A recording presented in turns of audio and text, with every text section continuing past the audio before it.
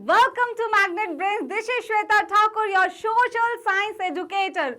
Magnet Brain एक ऐसा platform है जहां किंडरगार्टन से लेके क्लास 12 तक के सभी वीडियो कोर्सेज प्रोवाइड करवाए जाते हैं, that to be free of cost. We also provide you CBSE and other state board के fully organized courses with daily practice paper. हमारे पास ई बुक्स और ई नोट्स की फैसिलिटी भी अवेलेबल है, जिसका लिंक आपको नीचे डिस्क्रिप्शन बॉक्स में दिया गया है। और आज हम क्लास 10 सोशल साइंस का सैंपल पेपर डिस्कस करने वाले हैं मैग्नेट ब्रेन्स का, और पेपर नंबर 8 के सॉल्यूशंस जो है आज हम इस वीडियो में डिस्कस करेंगे। वीडियो स्टार्ट करने से पहले, क्वेश्चन स्टार्ट करने से पहले हमें कुछ इंस्ट्रक्शंस दी गई होती है एग्जाम में, जिसे हमें स्ट्रिक्टली फॉलो करना होता है। तो वो इंस्ट्रक्शंस है हमारे पास कि आपको इस पेपर में जो टाइम अलाउड किया जाएगा दैट विल बी 3 आवर्स। 3 घंटे का टाइम पीरियड होगा आपको, और जो मैक्सिमम मार्क्स होंगे 80। हमारे पास जो है जो क्वेश्चन पेपर है, the question paper has 6 sections A to F। जो क्वेश्चन पेपर में हमें 6 सेक्शन दिए जाएंगे A से लेके F तक। ऑल क्वेश्चंस आर कंपल्सरी, जितने भी क्वेश्चंस हैं वो हमारे कंपल्सरी हैं। इंटरनल चॉइस दी जाएगी, लेकिन सारे क्वेश्चंस आपको करने हैं। Section A has 20 objective type question carrying 1 mark each. Section A जो है उसमें 20 ऑब्जेक्टिव टाइप क्वेश्चंस हैं, मतलब MCQs है, जिसके लिए आपको दिया गया है 1 मार्क ईच। सेक्शन B की अगर हम बात करें तो 4 very short answer type questions है carrying 2 marks each. Section C की अगर बात करें तो 5 शॉर्ट आंसर्स आपको देने पड़ेंगे और उसके लिए 3 मार्क्स ईच है। राइट, नेक्स्ट है आपके पास section D। Section D has 4 long answers type question carrying 5 marks each. Section E जो है उसमें आपके पास 3 source based जो है क्वेश्चन दिए होंगे, आपको एक पैसेज दिया जाएगा। पैसेज आपका बुक से बाहर नहीं होगा, इसीलिए कहते हैं कि बुक्स को थॉरली रीड करना चाहिए। तो उसी पैसेज में से पैसेज बेस्ड क्वेश्चन जो है आपको पूछे जाएंगे carrying 4 marks each. And section F very important, जो हमारा मैप वर्क वाला है वो है हमारा section F has map based question carrying 5 marks, जिसमें आपके 2 पॉइंट्स हैं, 2 पार्ट्स हैं, A from history and B from geography, 3 marks each. Right, तो ये आपका जो है जनरल इंस्ट्रक्शन है, जिसे आपको स्ट्रिक्टली फॉलो करना है। तो अब आते हैं हमारे क्वेश्चन नंबर 1 की side. Question number 1, okay, Dash had defined the nation in what is a nation। किसने डिफाइन किया है what is a nation? तो हमारा जो फर्स्ट चैप्टर है नेशनलिज्म इन यूरोप, उसमें हमें जो है एक अर्नेस्ट रेनन है जिन्होंने डिफाइन किया है व्हाट इज अ नेशन। देखिए, एक यूनिवर्सिटी ऑफ सॉर्बन है, वहाँ पे वो एक लेक्चर डिलीवर कर रहे थे, जिसको जो है पब्लिश किया गया एक एसे के थ्रू, जिसमें उन्होंने बताया व्हाट इज अ नेशन। हम लोग नेशन को कैसे देखते हैं, जहाँ कॉमन लैंग्वेज होगी, कॉमन रिलीजन होगा, कॉमन कास्ट, किसी भी तरीके से हम कॉमन चीज़ों को देख के उनके अकॉर्डिंग। अर्नेस्ट रेनन का मानना था, उन्होंने क्रिटिसाइज किया इसको, कि कोई भी नेशन कॉमन रिलीजन से नहीं बनता है, कॉमन लैंग्वेज से नहीं बनता है, कॉमन कास्ट, इन सब चीज़ों से एक नेशन नहीं बनता है। एक नेशन जो है वो बनता है सेक्रीफाइसेस से, डिवोशन से, एंड साथ में जो हीरोइक एक्टिविटीज होती है उनसे एक नेशन बनता है। तो हमारा जो ऑप्शन नंबर सी है, अर्नेस्ट रेनन, ऑप्शन नंबर सी। चलिए next question, question number 2, okay, a dash is a sovereign state independent or another larger state। तो इसका आंसर होगा a country is a sovereign state। पहले तो sovereign का मतलब क्या होता है?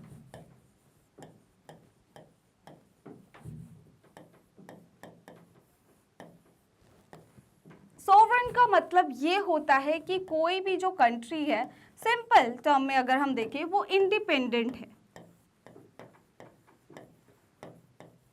वो अपने इंटरनल और एक्सटर्नल मैटर्स में खुद से डिसीजंस ले सकती हैं। इंटरनल एंड एक्सटर्नल मैटर्स में खुद से डिसीजन ले सकती है, कोई भी आउटसाइडर जो है वो उसमें इंटरफेयर नहीं कर सकता है। ठीक है, सोवरेन का मतलब होता है कि कोई भी जो कंट्री है वो इंडिपेंडेंट है, अगर वो सोवरेन है, उसके इंटरनल और एक्सटर्नल मैटर्स में कोई भी आउटसाइडर जो है वो इंटरफेयर नहीं करेगा। जैसे कि जब ब्रिटिशर इंडिया में थे तो उस टाइम भी हम सोवरेन नहीं थे, क्योंकि हमारे जो डिसीजन है कौन ले रहा था, वो ब्रिटिशर्स लेते थे। लेकिन आज जो इंडिया एक सोवरेन कंट्री है, क्योंकि हम अपने डिसीजन खुद लेते हैं विद इन आवर टेरिटरी, हम लोग इतने कैपेबल है कि अपने डिसीजन खुद ले सकते हैं, हम एक इंडिपेंडेंट कंट्री है, राइट। तो a country is a sovereign state independent और under another larger state. Option number A. Next question, question number 3, Who among the following intellectually inspired the French Revolution?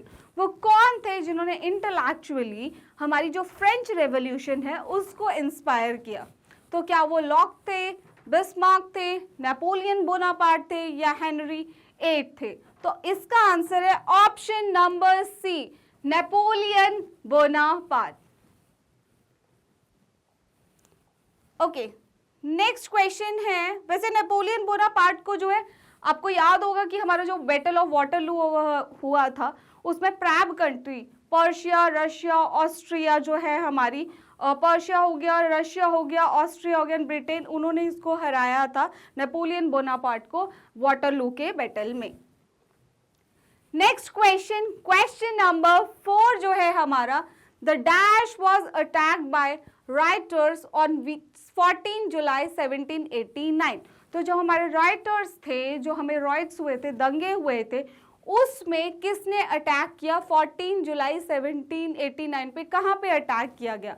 Versailles palace में किया गया, hall of mirrors में किया गया, PayPal रोम में किया गया या बास्टिल फोर्ट्रेस में किया गया? बास्टिल फोर्ट्रेस में किया गया था ये अटैक, बास्टिल फोर्ट्रेस में जो है ये अटैक किया गया था।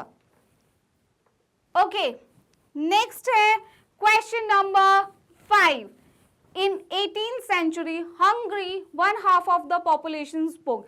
देखो 18th सेंचुरी में हमारी जो हंगरी है वहां पे 1/2 जो पॉपुलेशन थी वो कौन सी लैंग्वेज बोलती थी? क्या वो पॉलिश लैंग्वेज बोलती थी, इंग्लिश लैंग्वेज बोलती थी, फ्रेंच या मगयार लैंग्वेज बोलती थी? तो वो बोलती थी मगयार।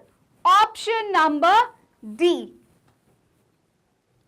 Next question, question number 6, in which year did Mahatma Gandhi return to India from South Africa? कौन से ईयर में जो है हमारे महात्मा गांधी जो है साउथ अफ्रीका से वापस आए थे?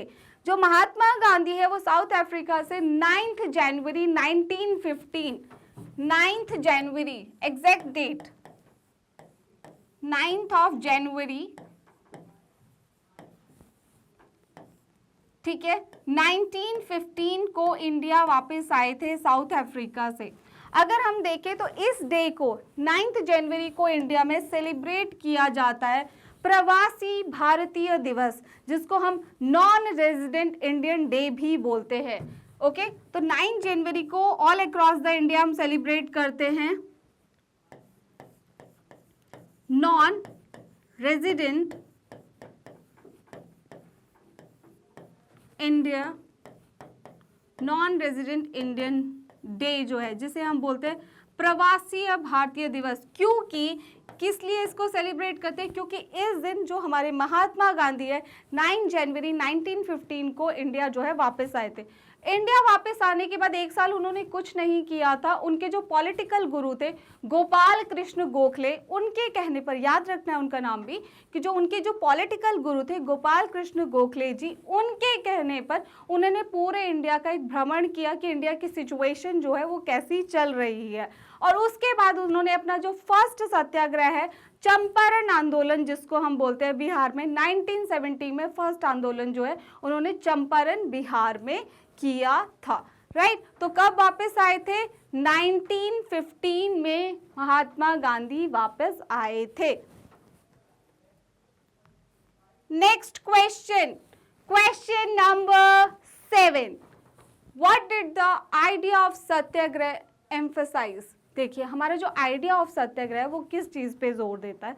तो अगर हम सत्याग्रह की बात करें तो सत्याग्रह का मतलब होता है सत्य के लिए आग्रह, सच के रास्ते पर चलना। तो जो सत्याग्रह है, ठीक है, क्या डिमांड फॉर कंप्लीट इंडिपेंडेंस है? पहले सारे ऑप्शन देख लेते हैं। डिमांड फॉर कंप्लीट इंडिपेंडेंस हमने कहाँ पे की थी? डिमांड ऑफ कंप्लीट इंडिपेंडेंस बड़ा इंपॉर्टेंट क्वेश्चन है, मैप वर्क में भी पूछा जाता है। जो लाहौर सेशन ऑफ 1929 हुआ था उसमें हमने डिमांड ऑफ कंप्लीट इंडिपेंडेंस की थी, और जिसकी जो प्रेसिडेंटशिप थी उस टाइम पे वो कांग्रेस के कौन से लीडर के हाथ में थी? पंडित जवाहरलाल नेहरू के हाथ में थी। तो जो पूर्ण स्वराज, जिसे हम कंप्लीट इंडिपेंडेंस भी बोलते हैं, उसकी जो मांग है हमने लाहौर सेशन में की थी 1929 में। तो ये इसका पार्ट नहीं है सत्याग्रह का। रेजिस्टेंस थ्रू वायलेंस, वायलेंस के थ्रू रोकना, देखिए वायलेंस का तो पार्ट ही नहीं आता है सत्याग्रह में, नॉन वायलेंस का पार्ट आता है कि हमें नॉन वायलेंस के पार्ट पर चल के ही कोई भी मूवमेंट जो है वो करनी है, तो ये भी नहीं। The power of truth and the need of search of truth, भाई सच में जीत होती है, अगर आप सच के रास्ते पे चलेंगे तो कुछ ना कुछ तो आपके लिए एक अच्छा होगा ही होगा। Amelioration of the depressed class, जो डिप्रेस्ड क्लास होती है उसके लिए नहीं। The power of truth and the need to search for truth, option number C. तो अगर देखिए पावर ऑफ ट्रूथ, सत्याग्रह का मतलब है सच के रास्ते पर चलना। जो गांधी जी का सत्याग्रह था उसमें वो 3 बातें बोलते थे। पहली बात तो वो बोलते थे आप ट्रूथ को फॉलो करो, अगर आपको सच का नहीं पता है तो search for the truth.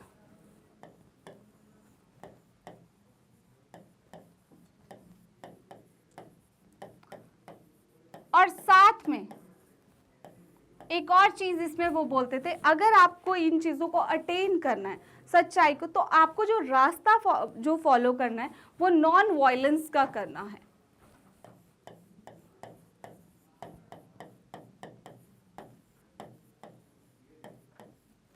Non violence के रास्ते पर चलना है। तो वो इन 3 बातों पे बहुत ज्यादा जोर देते थे अपने सत्याग्रह के। तो सच फॉर ट्रूथ और नॉन वायलेंस के रास्ते पर ही चल के आपको इन चीजों को अचीव करना है और कोई रास्ता नहीं ऑप्ट करना है। नेक्स्ट क्वेश्चन, तो the power of truth and the need to search for the truth, option number C. Next question, okay, Mahatma Gandhi believe that his dharma of non violence could unite all Indians. In this statement, धर्म means, धर्म का मतलब क्या है? तो गांधी जी बोलते हैं कि जो कोई भी है वो पूरे इंडिया को यूनाइट किया जा सकता है, एक साथ एक कड़ी में जोड़ा जा सकता है, किसके थ्रू? नॉन वायलेंस के थ्रू।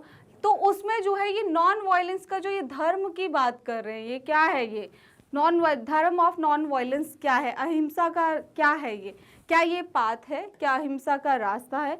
या ये कोई चैंट है? चैंट मीन्स कोई मंत्र है, कोई रिलीजन है, कोई धर्म है, या कोई हिम है, इन द सेंस कोई श्लोक है। तो अगर देखें हाइम है या पाथ है, चैंट है, रिलीजन है, क्या है? तो अगर हम देखें ये धर्म के रास्ते पर अगर आप चलोगे तो पूरे इंडिया को यूनाइट किया जा सकता है। तो ये पाथ है, ये एक रास्ता है, धर्म का रास्ता है। Question number 9, okay, why did Mahatma Gandhi travels to Champaran in 1917? जो हमारे महात्मा गांधी हैं 1917 में वो चंपारण क्यों गए? देखिए एक हमारे जो है इंडिगो प्लांटर थे राजकुमार शुक्ला जी, हम वहाँ से स्टोरी स्टार्ट करते हैं जहाँ से हमने देखा था 9 जनवरी 1915 को आए महात्मा गांधी साउथ अफ्रीका से वापस अपने देश, राइट? तो उसको हम बनाते हैं नॉन रेजिडेंस इंडियन डे के रूप में। उसके बाद उन्होंने कुछ नहीं किया, 1 साल तक उन्होंने क्रॉस द इंडिया उन्होंने भ्रमण किया कि इंडिया की सिचुएशन क्या चल रही है, अपने पॉलिटिकल गुरु गोपाल कृष्ण गोखले जी के कहने पे। जब उन्होंने ये पूरा इंडिया को विजिट किया, उसके बाद जब वो साबरमती आश्रम में थे तो एक राजकुमार शुक्ला नाम के जो पीजेंट है, इंडिगो प्लांटर, उनके पास आए और उन्होंने बोला कि जी उन्होंने उनको सिचुएशन बताई बिहार के चंपारण की, जहाँ के जो इंडिगो प्लांटर्स है, इंडिगो जो उगाते थे फार्मर्स, उनके साथ, इंडिगो पीजेंट्स के साथ अच्छा व्यवहार नहीं करते थे ब्रिटिश प्लांटर। अच्छा व्यवहार का मतलब वो जो है पहले उनकी जो क्रॉप्स थी उसकी पेमेंट्स उनको पूरी नहीं दे रहे थे, कहीं कहीं तो पेमेंट्स देना ही बंद कर दिया था। तो राजकुमार शुक्ला जी ने गांधी जी को इन्वाइट किया कि आप चंपारण आइए, सिचुएशन को देखिए और उसके बाद हम लोगों के लिए इंसाफ कीजिए। तो इसके लिए गांधी जी जो है उन इंडिगो प्लांटर्स के लिए वहां पर गए। तो to inspire the peasants to struggle against the oppressive plantation system, वो जो इंडिगो प्लांटेशन का सिस्टम वहां पे चल रहा था उसके लिए। To inspire the tribals to struggle against the oppressive colonial system के लिए। To inspire the factory workers के लिए गए। To show support for the ongoing Khilafat movement के लिए गए। नहीं, चंपारण उनका फर्स्ट मूवमेंट था 1917 में, जो ऑपरेसिव प्लांटेशन एग्रीकल्चर जो वहाँ पे हो रहा था, प्लांटेशन सिस्टम, उसके लिए गांधी जी वहाँ गए थे। जब गांधी जी अपनी टीम को लेके गए, गांधी जी वहाँ पे अपनी लॉयर्स की टीम के साथ गए और उनमें एक लॉयर बहुत प्रोमिनेंट है जो हमारे फर्स्ट प्रेसिडेंट भी बने थे, डॉक्टर राजेंद्र प्रसाद को वो वहाँ लेकर गए। और भी है लेकिन उनमें से हम इनका नाम याद रखेंगे, राइट। तो उन सबको लेके वहाँ गए, फिर उन्होंने वहाँ पे एक सिग्नेचर कैंपेन किया उन लोगों के साथ जो वहाँ पे कम से कम 4000 लोगों के सिग्नेचर लिए थे, बोला जाता है गांधी जी ने, और उसको सबमिट किया ब्रिटिश अथॉरिटी के पास। और ये इंडिया मतलब गांधी जी के लिए एक विन विन सिचुएशन थी, क्योंकि उन्होंने कुछ शेयर तो प्लांटर्स को वहाँ पे दिलाया। तो to inspire the peasants to struggle against the oppressive plantation system जो चल रहा था चंपारण बिहार में, उसके खिलाफ गांधी जी वहां पर गए थे। Next question, question number 10। What objective did general Dyer have when he open fire on the mass gathering at Jallianwala Bagh? चलिए सबसे पहले इंपॉर्टेंट, तो जलियांवाला बाग मैसेकर कब हुआ था, कब ये हत्याकांड हुआ था? तो हमारा हुआ था 13 अप्रैल 1919, 13th of April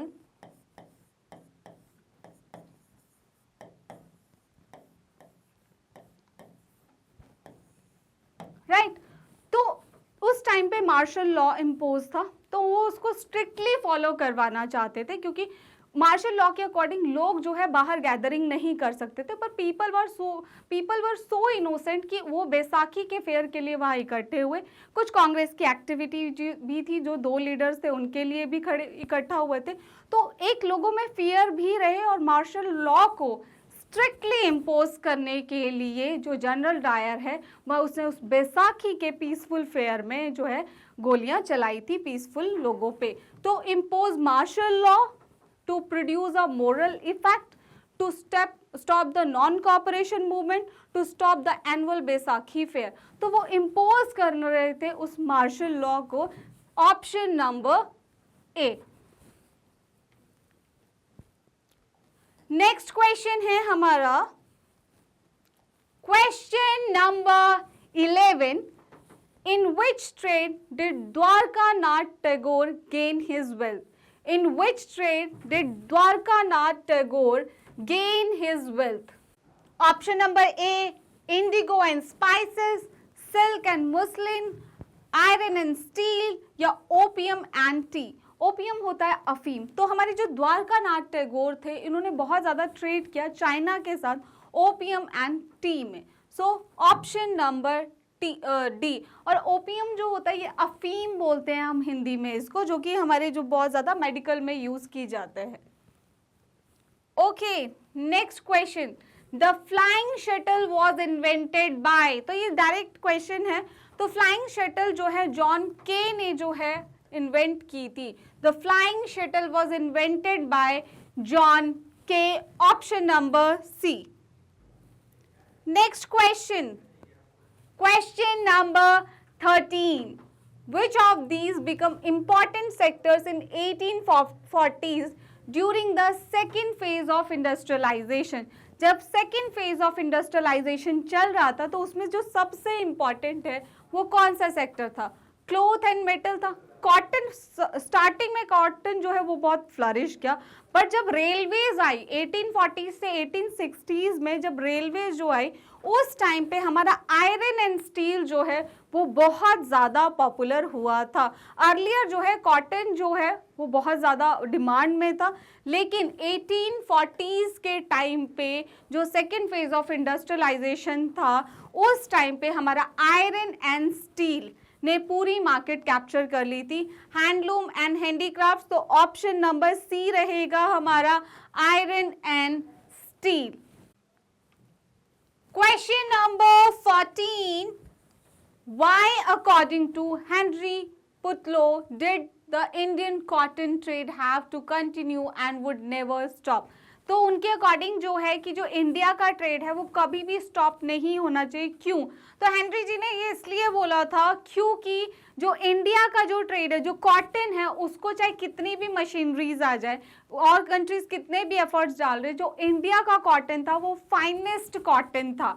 तो जो वो कह रहे, उनका कहने का मतलब कि इंडिया की जो क्वालिटी है उसको कोई भी compete नहीं कर सकता है।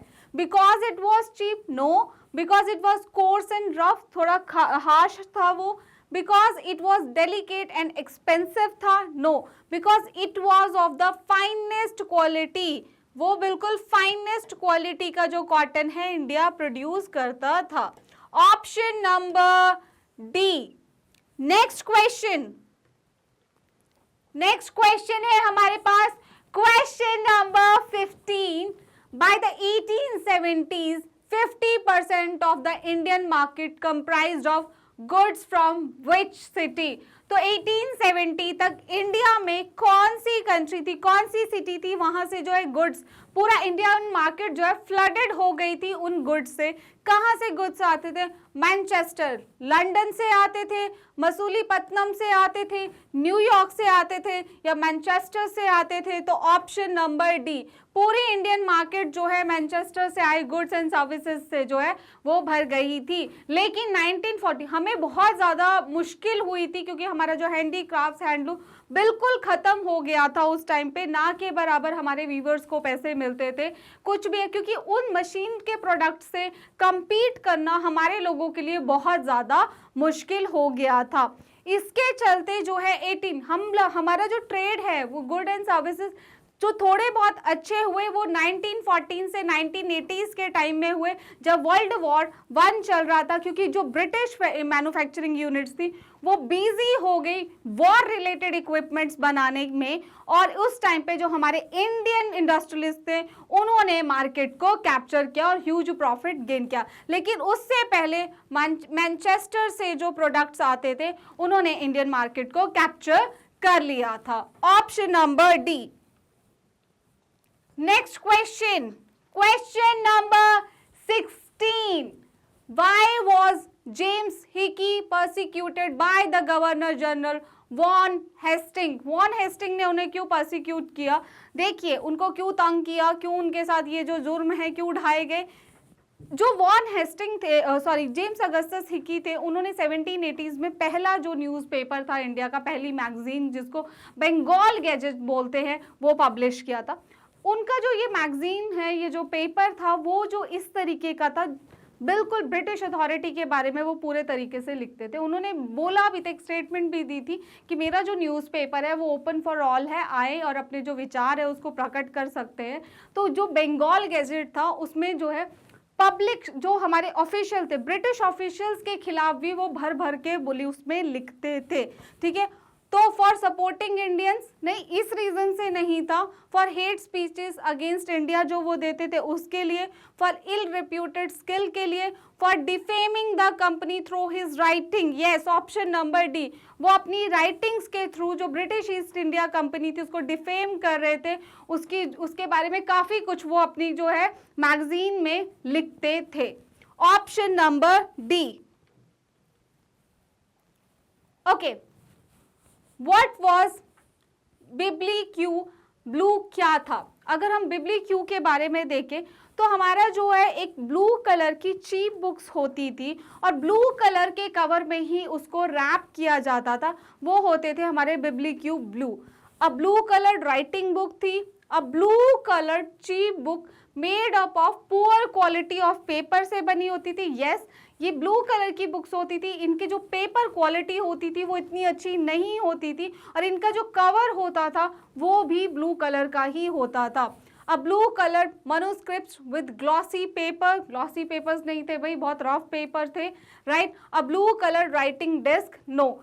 ऑप्शन नंबर बी जो है वो आपका राइट आंसर है। नेक्स्ट क्वेश्चन, क्वेश्चन नंबर 18 जो है आपका वो है Which of these writers did not write about the caste system? इनमें से कौन से राइटर्स हैं जिन्होंने कास्ट सिस्टम के बारे में नहीं लिखा है? कौन से हैं जिन्होंने नहीं लिखा है? तो आते हैं ज्योतिराव फूले। ज्योतिराव फूले की तो बुक है हमारी गुलामगिरी, वेरी फेमस बुक, आपको एमसीक्यू में पूछी भी जा सकती है क्योंकि हमारे बुक का पार्ट है कि गुलामगिरी बुक किसने लिखी है? ज्योतिराव फूले ने हमारी एक बुक लिखी है जो जिसका नाम है हमारा गुलामगिरी, और उसमें भर भर के कास्ट सिस्टम के बारे में लिखा गया है जो उस टाइम इंडिया में बहुत प्रेवलेंट था। इवन जो अमेरिकन स्लेव सिस्टम था उसके बारे में भी उन्होंने उस गुलामगिरी बुक में लिखा है। बी आर अम्बेडकर, यस, ये तो पूरे कास्ट के लिए ही लड़ रहे थे, इन्होंने तो द डिप्रेस्ड क्लास एसोसिएशन जो है इंडिया की वो भी बनाई थी। रामचंद्र चड्डा, ई.वी. रामास्वामी नायकर, ये तो हमारे साउथ में पॉपुलराइज कर रहे थे कास्ट मूवमेंट को। तो ये तीनों जो है ये लिख रहे थे कास्ट सिस्टम के बारे में, सिर्फ एक को छोड़ के, Ramchadda, option number C.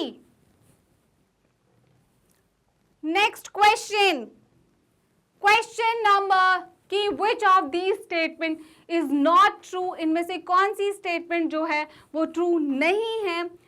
Penney magazines were meant for men, penny magazines जो थी वो सिर्फ मेन के लिए थी, ऐसा कुछ नहीं है। पेनी मैगजीन्स जो थी उसको कोई भी ग्रुप पढ़ सकता था, वो सिर्फ मेंस के लिए ही नहीं थी, तो ये स्टेटमेंट तो हमारी गलत है, राइट। उसके बाद lending libraries had existed since the 17th century, ऐसा नहीं है, जो हमारी लेंडिंग लाइब्रेरीज थी वो 17th सेंचुरी के ऑनवर्ड्स भी काफ़ी फेमस थी, तो ये ऑप्शन भी नहीं है। A children's press was set up in France in 1757, देखिए उस टाइम पे जो प्राइमरी एजुकेशन थी वो कंपलसरी थी, तो प्राइमरी एजुकेशन जब कंपलसरी थी तो स्टूडेंट्स के लिए, बच्चों के लिए एक फुल्ली डिवोटेड जो है वो मैगजीन, एक प्रेस स्टार्ट की गई थी जो कि 1857 में स्टार्ट की गई थी, क्योंकि उस टाइम पे जो है प्राइमरी एजुकेशन जो है वो कंपलसरी थी। उसको देखते हुए 1857 में एक प्रेस स्टार्ट की गई जो फुल्ली डिवोटेड थी बच्चों के लिए, तो 1857 में स्टार्ट की गई थी, 1757 में स्टार्ट नहीं की गई थी, 1857। तो नन ऑफ द अबव, कोई भी स्टेटमेंट जो है वो ट्रू नहीं है, option number D. Next question, the rise of print culture led to which of the following, जो प्रिंट कल्चर जो है हुआ उसने जो है किस रेवोल्यूशन को जो है आगे बढ़ाया? इंडस्ट्रियल रेवोल्यूशन के लिए बेनिफिशियरी था, फ्रेंच रेवोल्यूशन के लिए, रशियन रेवोल्यूशन के लिए, या अमेरिकन रेवोल्यूशन के लिए? इसके लिए हमारा डायरेक्ट आंसर है कि प्रिंट कल्चर ने बहुत ज़्यादा हेल्प किया हमारी फ्रेंच रेवोल्यूशन में, option number B. Next question, next question के साथ नेक्स्ट सेक्शन भी हमारा स्टार्ट होता है। Question number 21, what were some of the important commodities that were exported from India via medium of the silk route, silk route के रास्ते से जो है कौन कौन सी कमोडिटीज थी जो इंडिया से भेजी जाती थी? तो मेन दो कमोडिटीज जो है वो बहुत ज़्यादा इंपॉर्टेंट है। एक तो टेक्सटाइल, हमने देखा इंडिया का जो टेक्सटाइल्स था वो बहुत ज़्यादा फेमस थे, हमारा जो कॉटन था बहुत ही फाइनेस्ट क्वालिटी का कॉटन था, हमारा सिल्क बहुत अच्छा था, तो जो इंडिया के कपड़े थे वो ऑल अक्रॉस द वर्ल्ड जो है बहुत फेमस थे। इवन इंडिया की डाइज बहुत फेमस थी, इंडिगो जिसकी हम बात करते हैं, इंडिया की डाइज को, इंडिया के कपड़ों को उस टाइम पे compete करना बहुत ज़्यादा मुश्किल था। इवन जो हमारी क्वींस थी ब्रिटेन की, वो भी इंडियन डाई के क्लोथ्स को पहनना पसंद करती थी। तो अगर हम बात करें तो टेक्सटाइल्स बहुत फेमस था जो कि सिल्क रूट के थ्रू ले जाया जाता था। दूसरा स्पाइसेस, जो हमारे मसाले थे। एंड स्पाइसेस जो है हमारे, वो जो हमारे ब्रिटेन वगैरह में, जो यूरोपियन मार्केट में जाते थे, वो अपने मीट को प्रिजर्व करने के लिए हमारे स्पाइसेस का यूज करते थे, राइट। तो स्पाइसेस, और भी कमोडिटीज हैं, और भी जरूरी सामान है, लेकिन हम इन दो पे फोकस करें। टेक्सटाइल एंड स्पाइसेस बहुत फेमस थे। यूरोपियंस जो है वो हमारे स्पाइसेस के लिए इंडिया आए थे मेनली, और स्पाइसेस में वो अपने बाहर लेके जाते थे और अपने मीट को, और एज अ प्रिजर्वेटर्स जो है वो इनको यूज करते थे, हमारे स्पाइसेस को, राइट। तो the two of the most important commodities that were exported from India to foreign nation were textiles and spices, ठीक है। हमारे कपड़े और स्पाइसेस जो है वो, the spices were in high demand in Europe as they were used for the preservation of the meat। जो India के स्पाइसेस थे वो जो है यूरोप की मार्केट उसको प्रिजर्व, मीट प्रिजर्व करने के लिए यूज करती थी।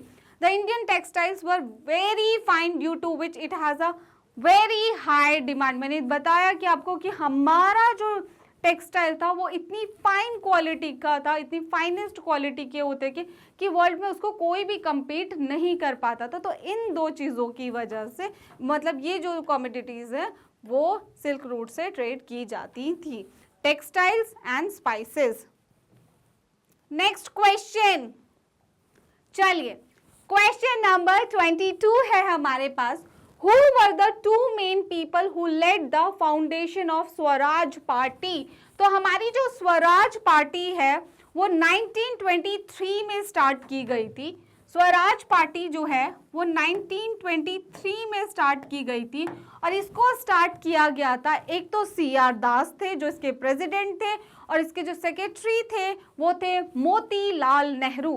तो हमारी जो स्वराज पार्टी है उसको 1923 में स्टार्ट किया गया था। किसके थ्रू स्टार्ट किया गया था? मोतीलाल नेहरू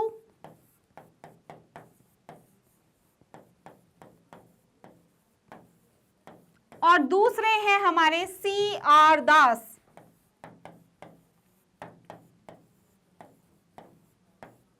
ठीक है, तो आपसे पूछा जा सकता है स्वराज पार्टी कौन से ईयर में स्टार्ट हुई थी? 1923 में। मेन लीडर्स कौन थे? इसके जो प्रेसिडेंट थे वो थे CR दास, और इसके जो सेक्रेटरी थे वो थे हमारे मोतीलाल नेहरू, राइट। तो इसका एक्सप्लेनेशन है, CR Das and Motilal Nehru establish Swaraj party with in the Congress. Congress से ही निकल के इन्होंने कौन सी पार्टी बनाई थी? स्वराज पार्टी बनाई थी। Next question, right about the Yamuna action plan, YAP। Yamuna action plan जो है ये बायलैटरल प्लान है जिसको जो है फंड किया जा रहा है जापान, हमारे जापान के द्वारा और इंडिया के द्वारा। तो इंडिया और जापान जो है यमुना को क्लीन करने के लिए ये जो क्लीनलीनेस ड्राइव है वो चलाई गई है, जो है आपका यमुना एक्शन प्लान, जो कि एक बायलैटरल प्रोग्राम है क्योंकि इसमें दो कंट्रीज मिलकर काम कर रही है, एक India and Japan. The Yamuna Action Plan is a bilateral project between the government of India and Japan, introduced in 1993 में इसको इंट्रोड्यूस किया गया था। It is one of the largest river restoration project in India। ये एक one of the largest river, वैसे तो नमामि गंगे भी हमारा प्रोजेक्ट है जिसमें हम गंगा रिवर को रिस्टोर कर रहे हैं, उसको क्लीन करते हैं। इसी तरीके से हमारा एक यमुना एक्शन प्लान है जो दो कंट्रीज मिलके चला रही हैं, एक इंडिया और एक जापान, जिसको स्टार्ट किया गया था, इंट्रोड्यूस किया गया था 1993 में। और यमुना किसकी ट्रिब्यूटरी है? यमुना जो है हमारी गंगा रिवर की ट्रिब्यूटरी है, right. Next question, how did the Balkan region become source of nationalist tension in Europe after 1871? देखिए, अगर हम लोग बात करें बाल्कन रीजन की, बाल्कन रीजन जो था वो फुल ऑफ रिसोर्सेज था और इस पे जो है काफ़ी लोगों की नज़र थी। क्या हुआ कि इसमें इंटरनल और एक्सटर्नल जो कन्फ्लिक्ट थे उसकी वजह से ही हमारा फर्स्ट वर्ल्ड वॉर हुआ था। इस बाल्कन रीजन को लेके जो बाल्कन जो स्टेट्स थी हमारी, जैसे मैसेडोनिया हो गया, स्लोवेनिया हो गया, सर्बिया हो गया, इस तरीके जो जितने भी हमारे बाल्कन कंट्रीज थी, पहले ये नेशनलिज्म का इनमें जब फील आया तो ये धीरे धीरे इंडिपेंडेंट नेशन बनने लगे। इंडिपेंडेंट नेशन बनने के साथ साथ इन्होंने इंपीरियलिज्म की पॉलिसी को भी स्टार्ट कर लिया। कहने का मतलब है इन्होंने कोशिश की अपनी अपनी टेरिटरीज को बढ़ाने की, एक दूसरे से इतने जेलस थे, अपनी अपनी टेरिटरीज को बढ़ाने की कोशिश की। तो इंटरनली जो है ये बाल्कन कंट्रीज जो है, जो पहले ऑटोमन एम्पायर के अंडर थी, वो लड़ने लगी। अब इंडिपेंडेंट नेशन तो बन गए, लेकिन अपनी अपनी टेरिटरीज को एक्सटेंड करना चाहते, क्योंकि बाल्कन एक ऐसा रीजन था जो फुल ऑफ रिसोर्सेज था। तो इंटरनल कंट्रीज ने तो कोशिश की। उसके बाद जो आउटर एक्सटर्नल कंट्रीज थी बड़ी बड़ी, रशिया हो गया, ब्रिटेन हो गया, जर्मनी, उनकी नज़र भी पड़ी इस बाल्कन रीजन पे। तो इंटरनल और एक्सटर्नल कन्फ्लिक्ट्स की वजह से इस रीजन में हुआ हमारा फर्स्ट वर्ल्ड वॉर 1914 से 1918 तक, राइट। तो how did the Balkan region become the source of nationalist tension in Europe after 1871? The Balkan was a region of geographical and ethnic variation comprising modern day Romania, Bulgaria, Albania, Greece, इस तरीके से बहुत सारे जो Nations हैं वो इसके part थे, ठीक है, Macedonia. Okay, the inhabitants of these regions were known as slaves. जो इन रीजन्स में रहने वाले लोग थे उन्हें हम स्लेविक पीपल्स जो है वो बोलते थे।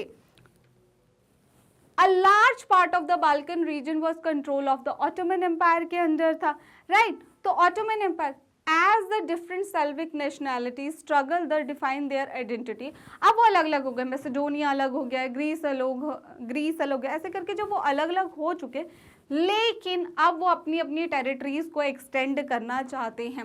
And independence, the Balkan area become an area of intense conflict बन गया। The Balkan states were fiercely jealous of each other and each hoped to gain more territory at the expense of others. उनको कोई फर्क नहीं पड़ रहा था, वो एक दूसरे से ही लड़ना उन्होंने स्टार्ट कर दिया था उस बाल्कन रीजन के लिए। ओके, नेक्स्ट क्वेश्चन है question number 24. Which body in India has the right to issue and produce the currency in India? कौन सी ऐसी बॉडी है जो इंडिया में करेंसी नोट जो है उनको इशू भी करती है और प्रोड्यूस भी करती है? देखिए, reserve Bank of India on the behalf of central ministry के कहने पर ही हमारी जो रिजर्व बैंक ऑफ इंडिया उसके पास अथॉरिटी है इशू करने के लिए, प्रोड्यूस करने के लिए जो करेंसी को इंडिया में, राइट। तो कौन सी एजेंसी है? Reserve Bank of India. Even जो पूरे हमारे बैंक्स हैं उनको भी कौन सुपरवाइज करता है? रिजर्व बैंक ऑफ इंडिया ही उनको, जो हमारे फॉर्मल सेक्टर ऑफ क्रेडिट्स है, हमारे बैंक्स हो गए, कोऑपरेटिव्स हो गए, उनको लाइसेंस देना और कैंसिल करना, ये भी हमारे किसके हाथ में? रिजर्व बैंक ऑफ इंडिया के हाथ में, क्योंकि जो इंडिया का हाईएस्ट बैंक है that is the Reserve Bank of India. तो हमारे इंडिया में जो ये पावर है वो किसके पास है? ये अथॉरिटी है रिजर्व बैंक ऑफ इंडिया के पास में। The authority of issuing currency in India lies with the Reserve Bank of India. Apart from RBI, nobody or organization has the right to issue currency in India. Reserve Bank of India के अलावा कोई भी India में ना currency produce कर सकता है ना इशू कर सकता है। So the organization name is the Reserve Bank of India. Next question, question number 25। Question number 25 है हमारे पास। क्वेश्चन नंबर 25 है, British rule in India would have collapsed, Indians had not cooperative, how did this statement help in starting a mass movement in India against British rule? कि जो India में हम लोगों ने ब्रिटिशर्स को कोऑपरेट किया, इसकी वजह से जो ब्रिटिशर्स है वो इंडिया में रह पाए। अगर हम लोग उनको कोऑपरेट नहीं करते तो वो बहुत पहले ही हमें यहाँ से छोड़ के चले जाते। वैसे भी हमारी ना एक बुक है जिसका नाम है Hind Swaraj. The book name is Hind Swaraj. एक बुक है जिसका नाम है हिंद स्वराज, और इस बुक को 1909 में पब्लिश किया गया था और इसको रिटन किया गया था ये क्वेश्चन याद भी रखना है क्योंकि ये आपकी बुक में एनसीईआरटी में लिखा हुआ है कि हिंद स्वराज बुक जो है वो किसके द्वारा लिखी गई थी? महात्मा गांधी के द्वारा। महात्मा गांधी जी ने हमारी एक बुक लिखी थी and the book name was Hind Swaraj. ये लिखी थी 1909 में, 1909 में। तो इस बुक में इन्होंने लिखा कि आपको पता है ब्रिटिशर्स इंडिया में क्यों रह रहे? क्योंकि हम लोग उनको कॉपरेट करते हैं, हम उनके बनाए हुए चीज़ों को खरीदते हैं, हम उनके बनाए हुए, अगर हमें वो कोई टाइटल्स दे रहे हैं, हमारे जो रिनाउंड पर्सन्स होते थे जैसे रविंद्रनाथ टैगोर को उन्होंने टाइटल दिया, इस तरीके से जब वो कुछ टाइटल्स देते, जैसे उन्हें नाइटहुड की उपाधि उन्होंने दी थी, तो उन्हें हम लेते हैं, उनकी ही बनाई हुई जॉब्स हम जो है वो कर रहे हैं, उनके बनाए हुए स्कूलों में जा रहे हैं, लॉ प्रैक्टिसेस जो है उनकी बनाई अदालतों में कर रहे हैं। सो बेसिकली उनका कहने का मतलब था ब्रिटिश इंडिया में इसलिए सर्वाइव कर रहे हैं क्योंकि हम उनको कॉपरेट करें। जिस दिन हम उनको कॉपरेट करना बंद कर देंगे उस दिन जो है वो धीरे धीरे यहां से चले जाएंगे, राइट। तो यही इस क्वेश्चन का मेन वो है, राइट। तो Mahatma Gandhi declared that British rule was established in India with the cooperation of Indians. ये मैंने बताया ना, हिंद स्वराज बुक में उन्होंने क्लियरली लिखा है कि ब्रिटिशर्स इंडिया में इसलिए सर्वाइव कर रहे हैं क्योंकि हम उनको सर्वाइव करने दे रहे हैं। तो Mahatma Gandhi declared that British rule was established in India with the cooperation of Indian and if Indians had refuse to cooperate, अगर हम उनके बनाए हुए स्कूल्स में नहीं जाएंगे और उनके बनाए हुए मतलब कोई भी स्कूल्स नहीं जा रहा है, उनकी बनाई हुई जो उनको कॉपरेट नहीं करे किसी भी फील्ड में, ठीक है, तो उसकी वजह से उनका जो सिस्टम है यहाँ पे कोलैप्स कर जाएगा और वो बहुत जल्दी जो है अपनी कंट्री वापस चले जाएंगे। इसी के चलते हमने नॉन कॉपरेशन मूवमेंट भी स्टार्ट किया था। So cooperation of Indians and if Indians had refuse to cooperate British rule in India would have collapse within a year. एक साल के अंदर अंदर जो है वो ब्रिटिश रूल यहाँ पे कोलैप्स कर जाएगा और धीरे धीरे वो अपनी कंट्री में वापस चले जाएंगे। He proposed that the movement should unfold in stages। उन्होंने कहा धीरे धीरे हमें इस मूवमेंट को स्टार्ट करना है, धीरे धीरे आपको नॉन कॉपरेशन स्टार्ट करना है। कभी कुछ जैसे धीरे हमने देखा कि जो हमारी रिनाउंड पर्सनालिटीज़ थी उन्होंने अपने टाइटल सरेंडर करना स्टार्ट कर दिए। अगर हम लोग देखें कि बहुत सारे जो बच्चे हैं उन्होंने स्कूल छोड़ दिया, टीचर्स ने कॉलेजेस यूनिवर्सिटी जाना छोड़ दिया, जो लॉयर्स थे अपनी लीगल प्रैक्टिसेस छोड़ दी। तो इस तरीके से धीरे धीरे जो है वो नॉन कॉपरेट करने लगे क्योंकि कॉपरेशन की वजह से वहाँ थे, अगर नॉन कॉपरेट करेंगे तो धीरे धीरे ब्रिटिशर्स वहाँ से चले जाएंगे। तो it should begin with the surrenders of titles to that the government had awarded Indians.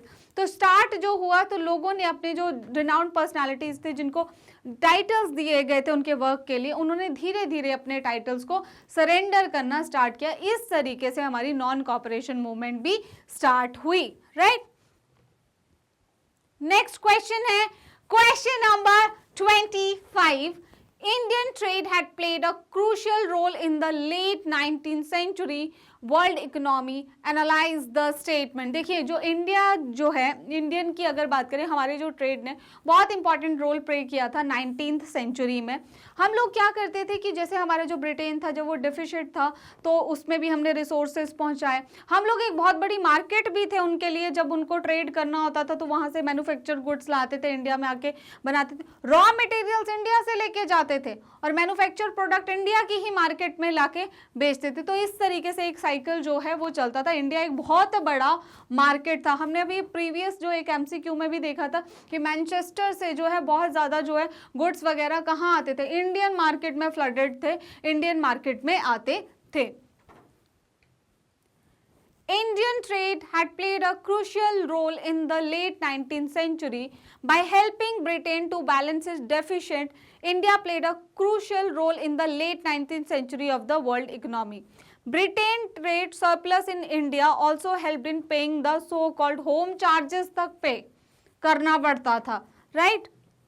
अपनी कंट्री में British manufacturers flooded in the Indian market. British manufacturer भर भर के इंडियन मार्केट को इस्तेमाल करते थे, यहाँ से रॉ मटेरियल ले जाते थे, फिनिश्ड गुड इंडियन ही मार्केट में आके बेचते थे, right. Increased food grain and raw material export from India to Britain. Food grains जो है और रॉ मटेरियल कहाँ से जा रहा है, इंडिया से जा रहा है, कहाँ पे, ब्रिटेन। और वैल्यूएबल गुड्स कहाँ से बन के आ रहे हैं, ब्रिटेन से बन के आ रहे हैं। The value of British exports to India was much higher than the value of British imports from India, right. Next question, question number 26.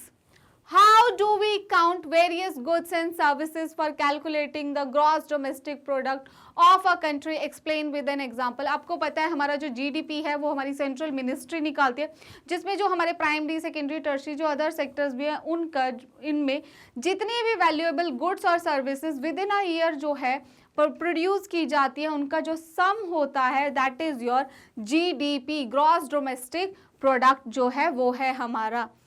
अगर हम लोग देखें, GDP is undertaken by the central government ministry. कौन कर रहा है, central government ministry जो है वो GDP में हेल्प करती है। The value of all final goods, याद रखें हम फाइनल गुड्स की बात करें, अगर एक बिस्किट का पैकेट है तो उसमें अलग से नहीं देखेंगे चीनी कितने का लगा, मतलब उसमें आटा कितने का लगा, ये जिस भी मतलब जिन भी चीज़ों से वो बिस्किट बना है वो सारे जो कंपोनेंट्स है वो कितने अलग अलग से नहीं देखा जाएगा, कलेक्टिवली वो बिस्किट का पैकेट कितने में बन के तैयार हुआ है, that will be your final good. तो उस तरीके से the value of all final good, ठीक है, all final goods and services produced with in a country, एक कंट्री में during a particular year calculated, उस पर्टिकुलर ईयर में कितने गुड्स एंड सर्विसेज जो है वो एक कंट्री में बने हैं, ठीक है, कितनी सर्विसेज दी गई हैं, उसको जो पर्टिकुलर ईयर की जो कैलकुलेट किया जाता है that is your gross domestic product. The value of final goods and services in the three sector are calculated by the different government department, जो है अपने अपने डिपार्टमेंट के अकॉर्डिंग उनकी जो है प्राइमरी, सेकेंडरी और टर्शरी जो हमारे तीनों सेक्टर्स है उनका कैलकुलेट किया जाता है। ओके, नेक्स्ट क्वेश्चन है question number 27. Besides income, what can be the other attributes to compare economic development? तो क्या सिर्फ हम इनकम देखते हैं कि हाँ भाई इनकम है तो डेवलपमेंट है? नहीं, बाकी चीज़ें भी देखी जाती है। हेल्थ फैसिलिटी कैसी है, एजुकेशन फैसिलिटी कैसी है, इसके अगर हम नॉर्मल टर्म्स में देखें तो एक कंट्री का लिटरेसी रेट क्या है, क्या वहाँ पे कितने ज़्यादा लोग जो हैं वो पढ़े लिखे हैं, बहुत ज़्यादा। इससे पता चलता है कि वो कंट्री जो है एजुकेशन में कितनी ज़्यादा डेवलप है, कितना एजुकेशन में वो लोग खर्च कर रहे हैं, कितनी ज़्यादा उनकी मैन पावर अच्छी है। उसके बाद अगर हम लोग देखा जाए तो इन्फेंट मोर्टालिटी रेट, जो हमारे नवजात शिशु हैं उनमें से कितने जो है डेथ हुई है पर लाइव बर्थ पे, वो देखा जाता है, इन्फेंट मोर्टालिटी रेट देखे जाते हैं। ग्रॉस एनरोलमेंट रेशो देखा जाता है कि कितने ज़्यादा, ग्रॉस एनरोलमेंट रेशो मीन्स कितने ज़्यादा बच्चे जो हैं वो हायर एजुकेशन के लिए गए।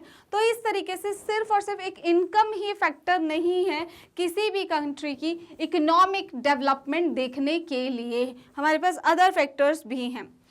तो income is not only the criteria but is one of the important indicator, एक इम्पॉर्टेंट इंडिकेटर है, लेकिन अदर फैक्टर्स भी हैं जो देखा जाता है ओवरऑल इकोनॉमिक डेवलपमेंट के लिए। ऑफ इकोनॉमिक डेवलपमेंट तो उसमें से एक है infant mortality rate. Infant mortality rate it is an indicator of the availability of doctors, भाई कितने ज़्यादा डॉक्टर्स हैं हेल्थ सेक्टर में, इंफ्रास्ट्रक्चर में, मतलब हॉस्पिटल्स में कितना ज़्यादा जो है एक गवर्नमेंट जो है काम कर रही है।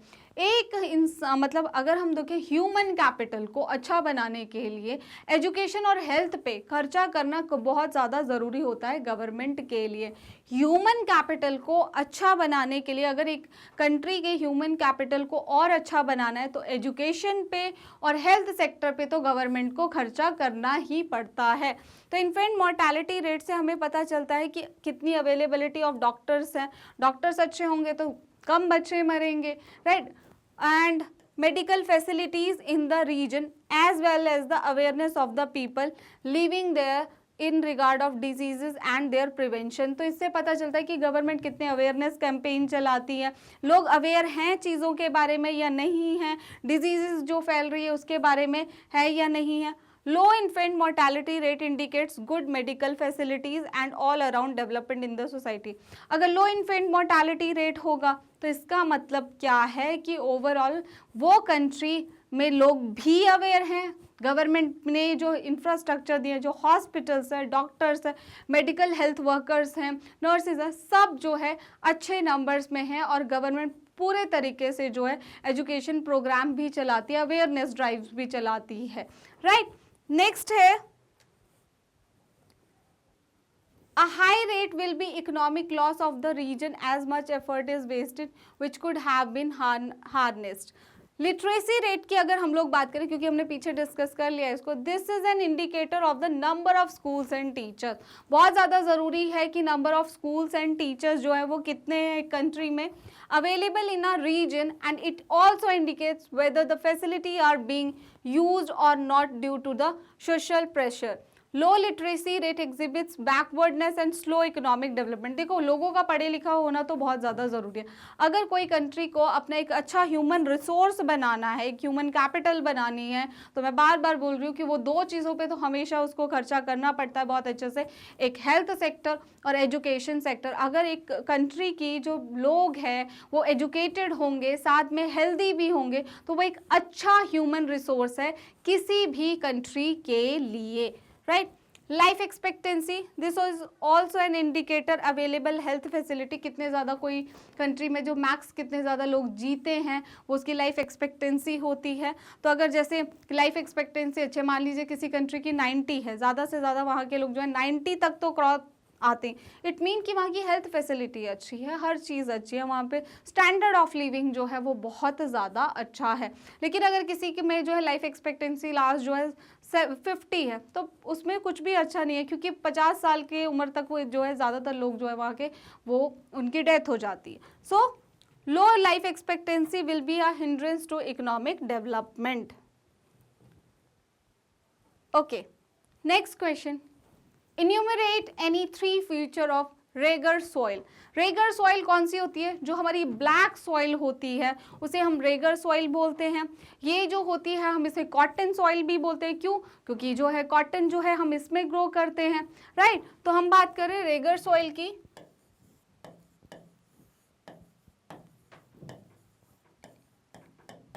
ये ब्लैक कलर की सॉइल होती है, मतलब इसे ब्लैक सॉइल भी बोलते हैं।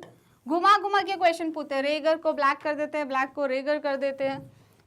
ब्लैक सॉइल, इसे ब्लैक कॉटन सॉइल भी बोलते हैं क्योंकि कॉटन ग्रो करने में बहुत ज्यादा हेल्पफुल होती है।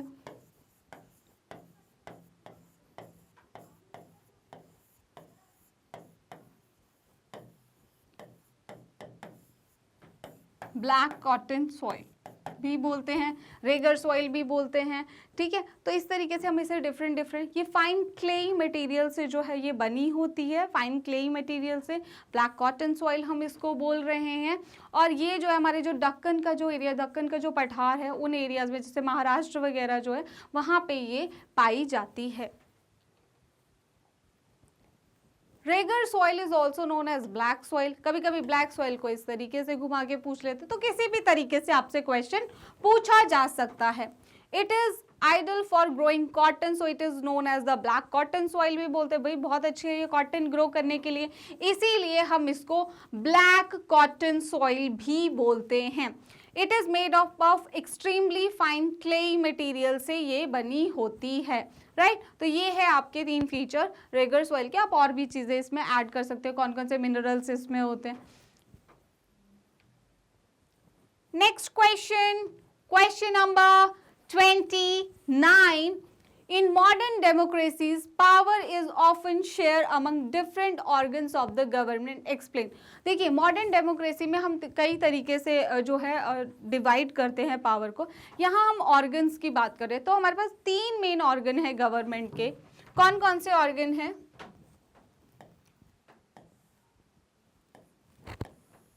ऑर्गन्स ऑफ द गवर्नमेंट कौन कौन से हैं? 3 organs, legislature,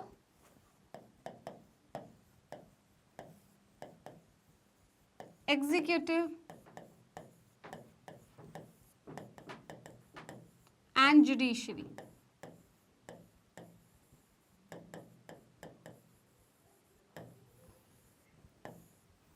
legislature, executive and judiciary, ये तीन मेन ऑर्गन्स होते हैं हमारी गवर्नमेंट के, और इसी को हम जो बोलते हैं हॉरिजॉन्टल डिस्ट्रीब्यूशन ऑफ पावर भी बोलते हैं। चेक एंड बैलेंस सिस्टम भी हम इसी को बोलते हैं जब हम पावर को मॉडर्न डेमोक्रेसी में डिवाइड करते हैं। दो नाम आपको याद रखने, चेक एंड बैलेंस सिस्टम के नाम से भी आ सकता है, हॉरिजॉन्टल डिस्ट्रीब्यूशन ऑफ पावर के नाम से भी मतलब आ सकता है, क्योंकि ये तीनों हैं तो एक ही लेवल पे, लेकिन एक पावर मतलब एक्सरसाइज जो है, जो पावर जो है वो डिफरेंट एक्सरसाइज करते हैं। मतलब लेजिस्लेचर का अपना काम है, एग्जीक्यूटिव का अपना काम है, जुडिशरी का अपना काम है, लेकिन लेवल तीनों का सेम है, लेकिन पावर अलग अलग एक्सरसाइज करते हैं, इसीलिए हम इसको हॉरिजॉन्टल डिस्ट्रीब्यूशन ऑफ पावर भी बोलते हैं। चलिए, लेजिस्लेचर, द लेजिस्लेचर जिसको हम सिंपल टर्म में पार्लियामेंट भी बोल देते हैं, right. The legislature is concern with the passing the laws, controlling the finances of the legislature. अगर हम देखें तो लेजिस्लेचर में क्या होता है, हमारे कानून वगैरह कहाँ पे बनते हैं, ऑब्वियसली पार्लियामेंट में बनते हैं, ठीक है। फाइनेंस से रिलेटेड डिस्कशंस कहाँ होती है, पार्लियामेंट में होती है, तो ये है हमारा legislature. Executive, the executive machinery implement the policies of the government and executes the rules made by the legislative। जो legislature ने rule और regulation बनाए हैं, जो laws वहाँ पे फॉर्म हुए हैं, वो किसने बनाए, executives ने बनाया, और यही उसको जो है पास करते हैं, right.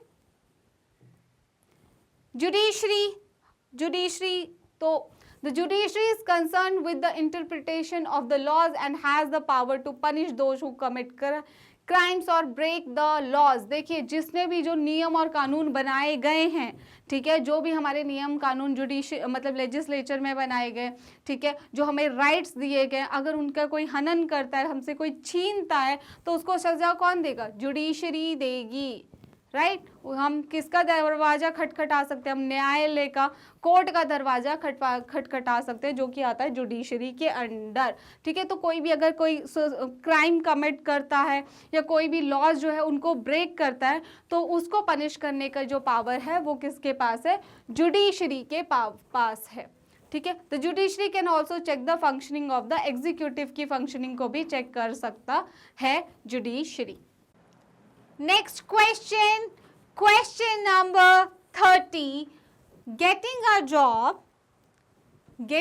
job in factories was always difficult in the 19th century। 19th century में हमें जो फैक्ट्रीज में जॉब लेना है वो बहुत ज़्यादा डिफिकल्ट था, वैसे तो आज के टाइम में भी डिफिकल्ट है। Justify the statement comparing the case of England और इंडिया। अगर देखें कि इंग्लैंड में किस तरीके से जॉब्स ली जाती थी और इंडिया में, दोनों ही केसेस में डिफिकल्ट था। अगर हम लोग इंग्लैंड की बात करते तो इंग्लैंड में अगर आपके कोई किन है या आपका रिलेशनशिप है तो ही, कनेक्शंस के थ्रू ही आपको जॉब मिल पाना आसान होता था, अदरवाइज बहुत ज़्यादा डिफिकल्ट था जॉब लेना।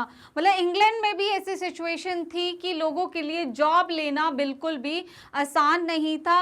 अगर उनके कनेक्शंस हैं, अगर उनकी रिलेशनशिप में वहाँ पे कोई है, तब जाके उनको जो है वो फैसिलिटी मिल पाती थी और इजीली जॉब्स मिल पाती थी, नहीं तो बहुत ज़्यादा डिफिकल्ट होता था। सिमिलरली अगर हम इंडिया की बात करें तो इंडिया में एक और उल्टा केस था कि यहाँ पे जॉब सीकर्स ज़्यादा थे, जॉब लेने वाले ज़्यादा थे, और जॉब्स की अवेलेबिलिटी उस टाइम पे भी बहुत ज़्यादा कम थी। और इसके लिए जो हमारे जो भी इंडस्ट्रियलिस्ट होते थे वो क्या करते थे, जॉबर्स कौन होते, जो हमारे ठेकेदार होते, उनको ये दे देते थे, और जो हमारे ट्रस्टेड उनके एम्प्लॉयज़ होते थे उनको ही काम पे रखना पसंद करते थे। जॉबर्स के थ्रू क्या होता था कि वो अपने विलेजेस से सस्ते लोगों को, सस्ते काम करवाने के लिए लोगों को शहर में ले आते थे, और उसके बाद जो है वो उनको एम्प्लॉयमेंट प्रोवाइड कराते थे। तो इस तरीके से दोनों ही सिचुएशन में, अगर हम इंग्लैंड का केस की बात करें या इंडिया के केस की बात करें, तो जॉब्स लेना was not a easy task at that time. तो उस टाइम भी ईजी नहीं था, आज भी इजी नहीं है। तो उस टाइम का देखते हैं।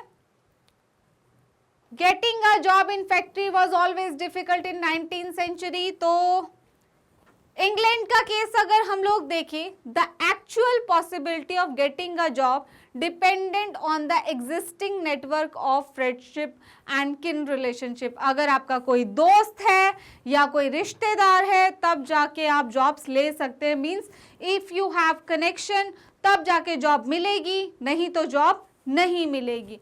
A person was more likely to get a job if he had a friend or a relative working in the factory। अगर कोई फ्रेंड और रिलेटिव काम कर रहा है तो इंग्लैंड में उस टाइप पे जॉब मिलती थी, अदरवाइज जॉब्स नहीं मिलती थी।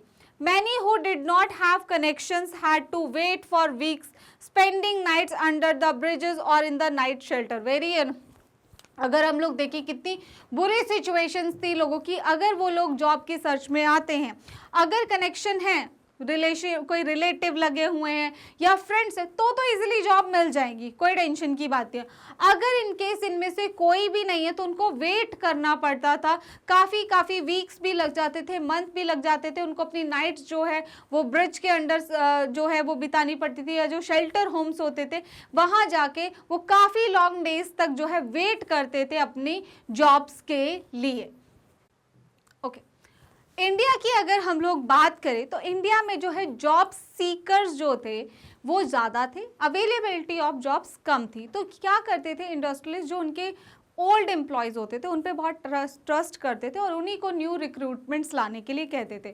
तो जैसे हम नॉर्मली होते हैं, हमारे जॉबर्स जो होते हैं ठेकेदार, वो अपने गांव से जो होते हैं बहुत सारे लोगों को ले आते हैं और फिर उन्हीं को एम्प्लॉय करवा देते। तो इस तरीके का सिनारियो जो है वो इंडिया में उस टाइम पे चलता था। In India, the number of job seekers was always more than the jobs available।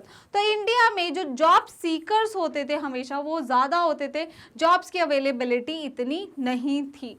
Industrialist usually employed jobbers होते हैं हमारे ठेकेदार्स को एम्प्लॉय करती थी, और उसके बाद who usually were old and trusted workers to get new recruits, वो ही क्या करते थे, नए रिक्रूटमेंट्स को लेके आते थे। The jobbers got people from his village, ensured them a job and helped them settle in the city। तो वो जॉबर्स क्या करते थे, उनको लेके आ जाते थे सिटीज़ में, उन विलेजर्स को, अपने गांव के लोगों को, और उनको जो है सेटलमेंट से लेके जॉब रिक्रूटमेंट तक में उनकी हेल्प करते थे। Jobbers eventually began demanding money for the favours they showed and control their the lives of workers. ये लोग क्या करते हैं, ठेकेदार मेनली क्या करते हैं, जो लोग जिनको ये अपने साथ लाते हैं उनके जो है डिमांड्स तो हाई रखते ही हैं इंडस्ट्री की, भाई हम आपके लिए वर्कर्स लेके आ रहे हैं, हमें पैसे दीजिए, पर साथ में ये जो वर्कर्स हैं उनकी लाइफ को भी पूरे तरीके से कंट्रोल करते हैं। मैंने तुम्हें जॉब दिलाई है, ठीक है। सो ये ठेकेदार वाला जो सिस्टम था तब इंडिया में काम करता था। Next question, Why do banks and cooperative society need to lend money? Explain। जो हमारे बैंक्स होते हैं और जो हमारी कोऑपरेटिव सोसाइटीज़ होती है वो जो है मनी उनको लेंड क्यों करना चाहिए। देखिए, जो दो तरीके के हमारे सेक्टर्स होते हैं, एक फॉर्मल सेक्टर होता है, इनफॉर्मल सेक्टर होता है। अगर हम इनफॉर्मल सेक्टर की बात करें तो हमारे मनी लेंडर्स आ गए, हमारे जो है इसमें रिलेटिव्स आ गए, फ्रेंड्स आ गए, ये होते हैं हमारे इनफॉर्मल सेक्टर का पार्ट। लेकिन जो बैंक्स होते हैं वो हमारे फॉर्मल सेक्टर का पार्ट होते हैं। बैंक्स हो गए, कोऑपरेटिव सोसाइटीज़ हो गए। तो ये जो कोऑपरेटिव सोसाइटीज़ और बैंक्स होते हैं ये क्या करते हैं, ये सुपरवाइज किए जाते हैं आरबीआई के थ्रू। तो हमेशा इनकी कोशिश रहती है, जो इंटरेस्ट रेट होता है, आरबीआई हमेशा इस चीज़ को सुपरवाइज करते हैं कि ये जो बैंक्स हैं वो कम चार्जेस पे जो है इंटरेस्ट लोगों को दे, एक नॉमिनल चार्जेस पे इंटरेस्ट दे लोगों को।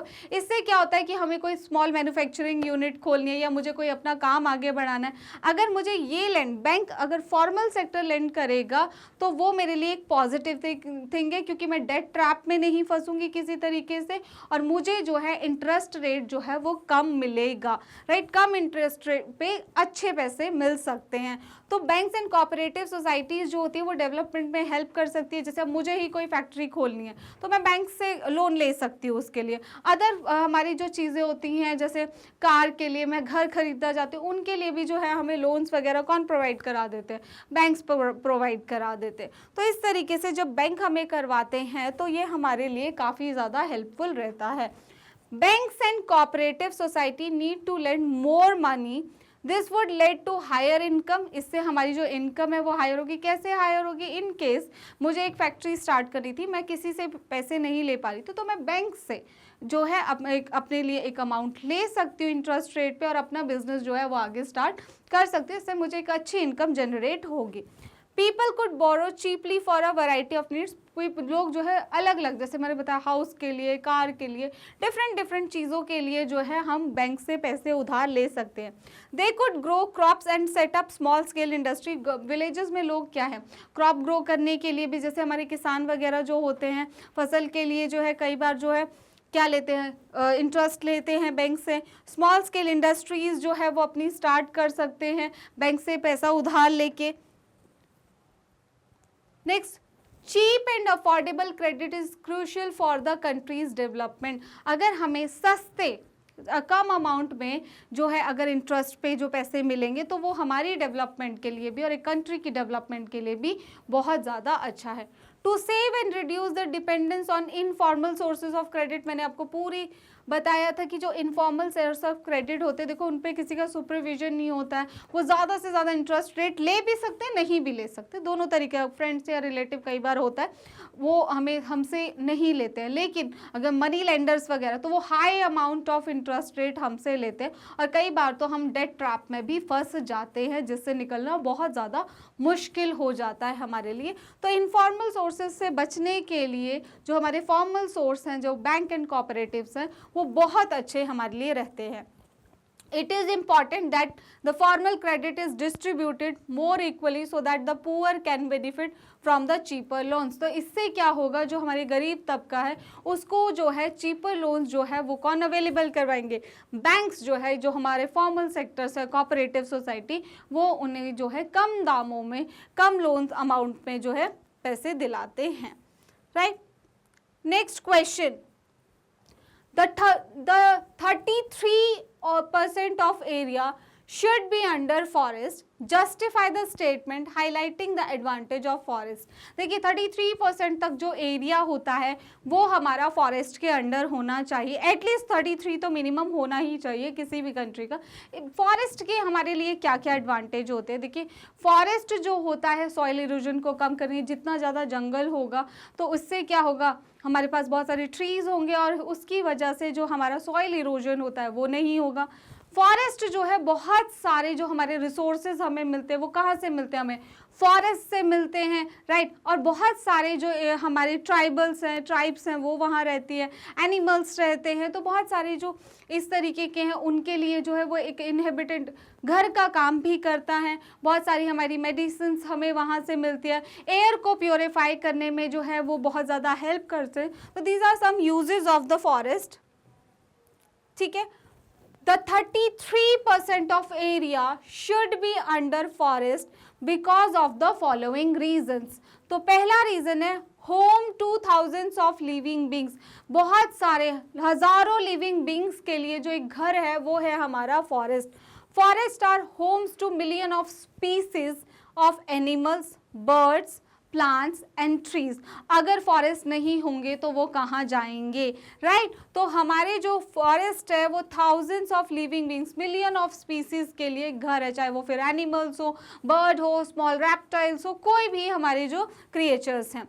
These also form parts of the food chain। आपको पता है कि हर ऑर्गेनिज्म जो है उसकी इक्वल इम्पॉर्टेंस है क्योंकि वो फूड चेन का पार्ट है, चाहे वो टाइगर हो, चाहे डियर हो, कुछ भी हो, हमारे लिए जो है फूड चेन को मेंटेन करने के लिए जितने भी स्पीसीज, ट्रीज हैं, एनिमल्स हैं, उसको बैलेंस करने के लिए उसकी एक अपनी इम्पॉर्टेंस है। Disturbing of forest would mean disturbing million of living beings. जितने ज़्यादा हम फॉरेस्ट कट करेंगे इसका मतलब है हम इन सभी लिविंग बींग्स की लाइफ को इम्पैक्ट कर रहे हैं। सॉइल इरोजन को रोकने में जो है हमारे फॉरेस्ट बहुत हेल्प करते हैं।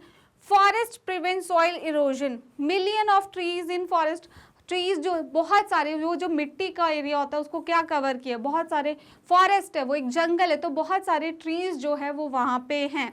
राइट, तो अब होल्ड द सॉइल्स, वो उसकी जो जड़ें हैं उन ट्रीज की उस सॉइल को पकड़ के रखती हैं in these area, preventing soil erosion by wind और रेन। हमें पता है कि सॉइल इरोजन कैसे होता है, ग्लेशियर्स के थ्रू होता है, मैन मेड एक्टिविटीज से भी होता है, नेचुरल एक्टिविटीज से भी होता है। नेचर की अगर बात करें तो नेचर में हमारा विंड आ जाता है, मतलब विंड और एयर एक ही हो गया, वाटर आ जाता है, ग्लेशियर हो गया। अगर मैन मेड एक्टिविटीज की बात करें तो ओवर ग्रेजिंग हो गया, डिफॉरेस्टेशन हमारा हो गया, माइनिंग एक्टिविटीज होती है। तो ये कुछ फैक्टर्स होते हैं, ये आपको वैसे पता भी होना चाहिए क्योंकि ये हमारे रिसोर्सेज एंड डेवलपमेंट का पार्ट भी है। सॉइल इरोजन जो है वो दो तरीकों से होता है, मैन मेड एक्टिविटीज की वजह से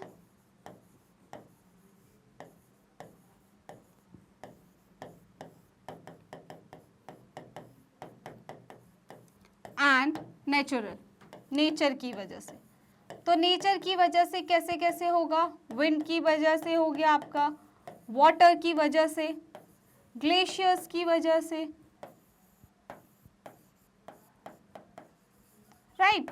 और अगर हम लोग बात करें मैन मेड रीजन, जैसे ओवर ग्रेजिंग आ गया हमारा,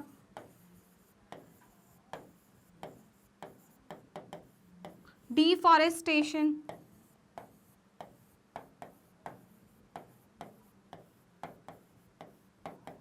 mining and other activities, other construction activities. तो mining and other construction activities,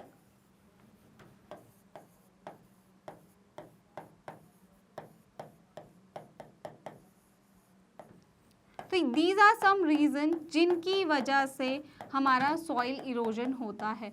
तो अगर हमारा डिफॉरेस्टेशन एक रीज़न है उसमें आप देख सकते हैं, तो हमें पेड़ों को, जंगलों को कम से कम काटना चाहिए, हमें एफॉरेस्टेशन करना चाहिए, हमें जंगल का एरिया ज़्यादा से ज़्यादा बढ़ाना चाहिए, राइट। उसके बाद जो है प्योरिफिकेशन ऑफ एयर, ये तो हमें पता है, जितने ज़्यादा हमारे जंगल हो गए हमें क्लीन जो एयर है वो हमें मिलेगी। Forest help in कम्बेटिंग pollution and keeping the air purified, जो है हमें पॉल्यूशन को कम करने में और एयर को प्योरीफाई करने में हेल्प करते हैं हमारे forest.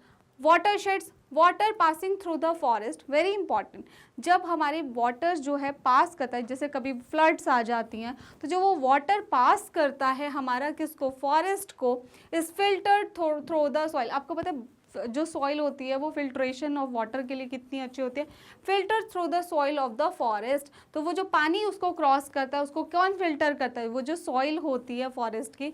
Disturbing forest will mean reduction in the filtering action. अगर हम फॉरेस्ट को डिस्टर्ब करते हैं इसका मतलब वो जो फिल्ट्रेशन ऑफ वाटर है हम उसको भी कहीं ना कहीं डिस्टर्ब कर रहे हैं। तो हमने देखा कि फॉरेस्ट को हमें बचाना है। क्यों बचाना है, क्योंकि its home two thousands of living beings, thousands of living beings के लिए ये घर है। अगर हम एक को भी उसमें से, मतलब कोई भी हमारा लिविंग बींग इम्पैक्ट होती है किसी भी लाइफ पे, अगर हम फॉरेस्ट कट करें तो फूड चेन में भी हमारी डिस्टर्बेंस आती है। सॉइल इरोजन जो है उसको रोकने में हेल्प करते हैं हमारे फॉरेस्ट। उसके बाद प्योरीफिकेशन ऑफ एयर का काम करते हैं एंड वाटरशेड एक वाटर प्योरीफायर की तरह काम करते हैं। Next question, question number 31. 3/4 of the Earth's surface is covered with water, but there is still a scarcity of water across the globe. Explain giving 3 reasons. इसमें हमें बताया गया है कि हमारे चारों ओर हम बोलते हैं ना पानी ही पानी है। 3/4 of the Earth जो है वो पानी से कवर्ड है, फिर भी हमारे पास पानी की कमी क्यों है, राइट। तो अगर हम लोग देखें 97.5% ऑफ वाटर जो है, अगर मैं उस पानी को वो 3/4 जो है अर्थ में जो वाटर है उसको डिवाइड 100% में लेती हूँ, तो 97.5% जो वाटर है वो ओशियंस में है, राइट। सिर्फ हमारे पास जो फ्रेश वाटर है वो 2.5% है। फ्रेश वाटर कितना बच जाता है उसमें से, सिर्फ 2.5% जो है वो हमारा फ्रेश वाटर है।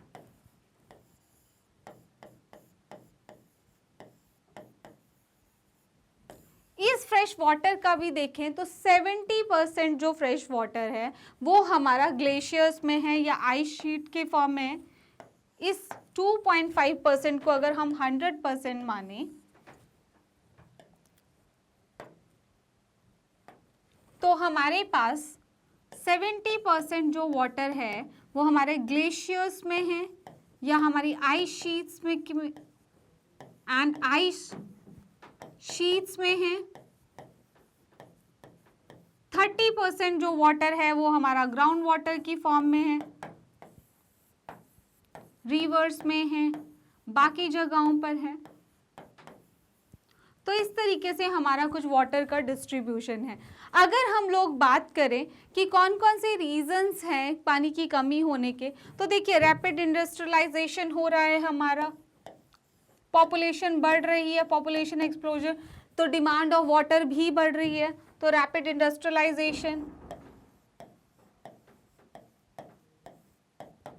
इंडस्ट्रियलाइजेशन हो गया आपका।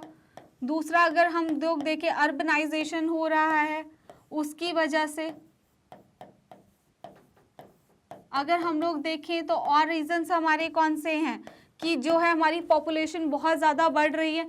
पॉपुलेशन बढ़ रही है तो पानी की डिमांड भी बढ़ रही है। तो पॉपुलेशन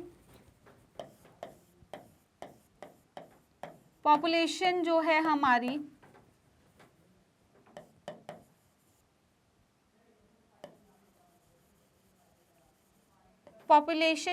हमारी वो बढ़ रही है, राइट। ये ओ नहीं है, ओके। तो इस तरीके से हम देखें कि वाटर का डिस्ट्रीब्यूशन हमें लगता तो है कि 3/4 ऑफ द अर्थ जो है वो हमारी पानी से कवर है, लेकिन 97.5% जो वाटर है हमारा वो हमारा ओशियंस में है। 2.5% जो वाटर है हमारा that is our fresh water बच जाता है। अगर हम उस फ्रेश वाटर की भी बात करें तो 70% जो है उसका हमारा ग्लेशियर्स एंड आइस शीट में है एंड 30% जो है वो ग्राउंड वाटर में है। अगर हम देखें कुछ रीजंस की अगर बात करें तो पॉपुलेशन जो है हमारी इंक्रीज कर रही है, right.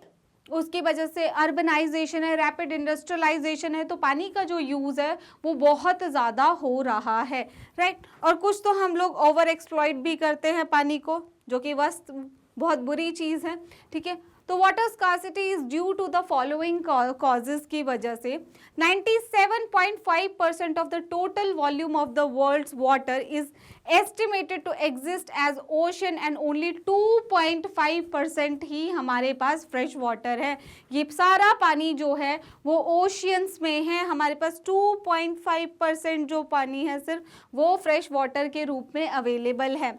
Nearly 70% of the fresh waters occurs as ice sheets and glaciers की फॉर्म में है, ग्लेशियर्स की फॉर्म में। बाकी जो फ्रेश वाटर भी है तो वो ज़्यादातर 70% जो है उस फ्रेश वाटर का वो आइस शीट्स की और ग्लेशियर्स की फॉर्म में है। While a little less than, थोड़ा सा कम 30% से वो हमारा ग्राउंड वाटर में स्टोर है एज एक्वीफायर्स। अगर हम लोग बात करें water availability varies over space and time mainly due to the variation in seasonal and annual precipitation. देखो वाटर जो है हर जगह एक जैसा नहीं है, कहीं जगह पानी बहुत ज़्यादा बारिश होती है, जैसे अब राजस्थान वगैरह वहाँ इतनी पानी बारिश नहीं होती तो वहाँ पानी की कमी है। कुछ जगह जो ऐसे हैं वहाँ बाढ़ भी आ जाती है, जैसे बिहार वगैरह में हमारी बहुत ज़्यादा बाढ़ आती है, ठीक है। तो इस तरीके से कभी कभी एनुअल प्रेसिपिटेशन जो बारिश है वो कुछ जगहों पर बहुत ज़्यादा है, कुछ जगहों पर कम है। जहाँ ज़्यादा होगी वहाँ पानी की अवेलेबिलिटी हो जाएगी, जहाँ नहीं होगी वहाँ पानी की कमी होगी, राइट। रैपिड अर्बनाइजेशन, ये जो शहरीकरण हमारा हो रहा है उसमें शहरीकरण के कारण rapid increase in population that demands more and more water. Day by day जो है हमारा जो पॉपुलेशन है वो बढ़ रही है, जिसकी वजह से पानी की डिमांड भी हमारी बढ़ रही है।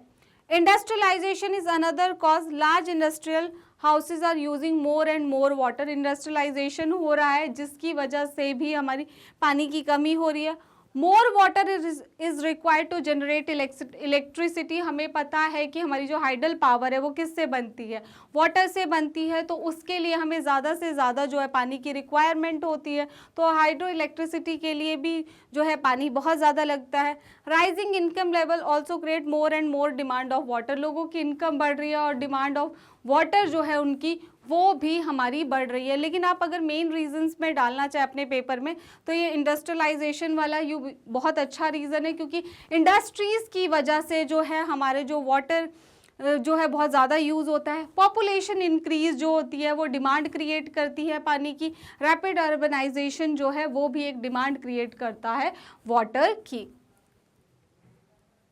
Next question, describe the role of citizen in democracy. अगर रोल क्या है सिटीजन्स के एक डेमोक्रेसी में, उसकी अगर हम लोग बात करें तो सिटीजन्स के पास कुछ राइट्स होते हैं जिनको उनको जो है ड्यूटीज़ होती है, जैसे हमारी फंडामेंटल ड्यूटीज़ होती हैं, उनको उन्हें फॉलो करना होता है अच्छे से, राइट। हमारी जो इश्यूज़ एंड प्रॉब्लम जो होते हैं कंट्री में, उनके बारे में भी उनको अवेयर होना ज़रूरी है। तो अगर हम देखें और कहते हैं ना, एक कंट्री में हमारा एज अ सिटीज़न बहुत ज़्यादा एक इम्पॉर्टेंट रोल है कि हमें लॉ एंड ऑर्डर जो है वो मेंटेन करके रखना पड़ता है, राइट। तो the roles of citizen in a democracy are as follow. Citizens exercise their right and freedom and get benefited from the democratic setup। जो हमें अपने rights का, हमें freedoms का पता होना चाहिए, right, ताकि हम उसका इस्तेमाल अच्छे से कर सकें। They must be aware of their rights and duty। अपने अधिकारों का तो पता होना ही चाहिए, अपनी ड्यूटीज़ का भी पता होना चाहिए कि हमारी एक कंट्री के राइट तो हमें सरकार दे रही है, हम उसके लिए तो हम बहुत जल्दी अवेयर, लेकिन हमें भी पता होना चाहिए कि एज उस देश के नागरिक होने के नाते हमारी क्या क्या ड्यूटीज़ है, क्या रिस्पॉन्सिबिलिटीज़ है अपने देश के प्रति। They should be aware of the issue and problems of the country is facing. वो अवेयर होने चाहिए कि कंट्री में कौन कौन से प्रॉब्लम है, कौन कौन से इश्यूज चल रहे हैं, उनके बारे में अवेयर होना बहुत ज़्यादा इम्पॉर्टेंट है। They must cooperate in maintaining law and order. Obviously law and order maintain करने में जो है वो बहुत हेल्पफुल है। People must consider others need and interest also. ये नहीं है कि हम सिर्फ अपने बारे में सोचें, हमारी और भी सोसाइटी, मतलब और भी लोग सोसाइटी में रहते हैं, तो हमें उनकी भी बातों का पूरे तरीके से ध्यान रखना चाहिए, राइट। तो these are some duties. Why is power sharing desirable? Explain any three prudential and moral reason in this regard। तो हमें जो है पावर शेयरिंग जो है वो क्यों ज़रूरी है, उसके लिए हमें प्रूडेंशियल एंड मोरल रीज़न जो है एक्सप्लेन करने हैं। पावर शेयरिंग ब्रिंग्स यूनिटी लेके आती है एक कंट्री में। देखिए, अगर माइनॉरिटी और मेजॉरिटी को इक्वल तरीके से रखा जाएगा तो उसमें क्या होगी, एक यूनिटी होगी, राइट। एक पीस मेंटेन रहेगा, आपस में कन्फ्लिक्ट्स नहीं होंगे, किसी भी तरीके का सिविल वॉर का सिचुएशन नहीं बनेगा, लोग आपस में ही क्या रहेंगे, खुश रहेंगे, राइट। तो power sharing brings unity, integrity, peace and development. तो पावर शेयरिंग क्या क्या लेके आती है, यूनिटी, लोगों को एक करने में हेल्प करती है, इंटीग्रिटी, पीस मेंटेन करने में हेल्प करती है, क्योंकि जब सब लोग खुश हैं, सबके पास पावर बैलेंस है, तो किसी भी तरीके का कन्फ्लिक्ट नहीं हो सकता है। एंड डेवलपमेंट में भी हेल्प करती है। If there is no power sharing, in case कोई पावर शेयरिंग नहीं है, the country would disintegrate, country जो है वो बिखर जाएगी, लोगों के ग्रुप्स बनना लग जाएंगे अपनी ही कंट्री के अंदर। जैसे कि हमने श्रीलंका के केस में देखा था, जब मेजॉरिटी और माइनॉरिटी का खेल वहाँ पे शुरू हुआ था, तो मेजॉरिटी और माइनॉरिटी के इस कन्फ्लिक्ट की वजह से वहाँ पे हुआ था सिविल वॉर।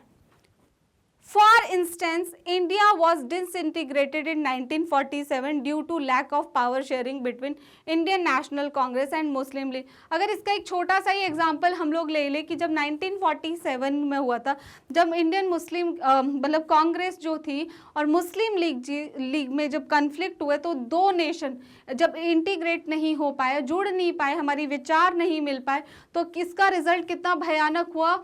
इंडिया जो इतनी बड़ी एक वास्ट कंट्री थी वो डिवाइड हो गई दो कंट्री में, एक साइड इंडिया और दूसरी side Pakistan, right.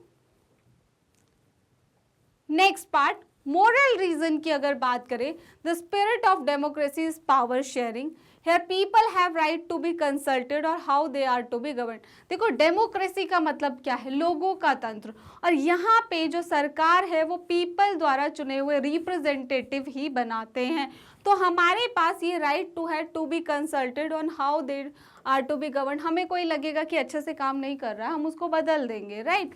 For example, have the right to pressurize the government, reconsider its policy and rethink program and law. देखो हम प्रेशराइज कर सकते हैं गवर्नमेंट को। कभी कभी क्या होता है कि कोई ऐसा गवर्नमेंट ने लॉ बनाया हमें नहीं पसंद आया तो लोग बाहर निकल सकते हैं, क्योंकि उनके पास फ्रीडम ऑफ एक्सप्रेशन है, फ्रीडम ऑफ स्पीच है।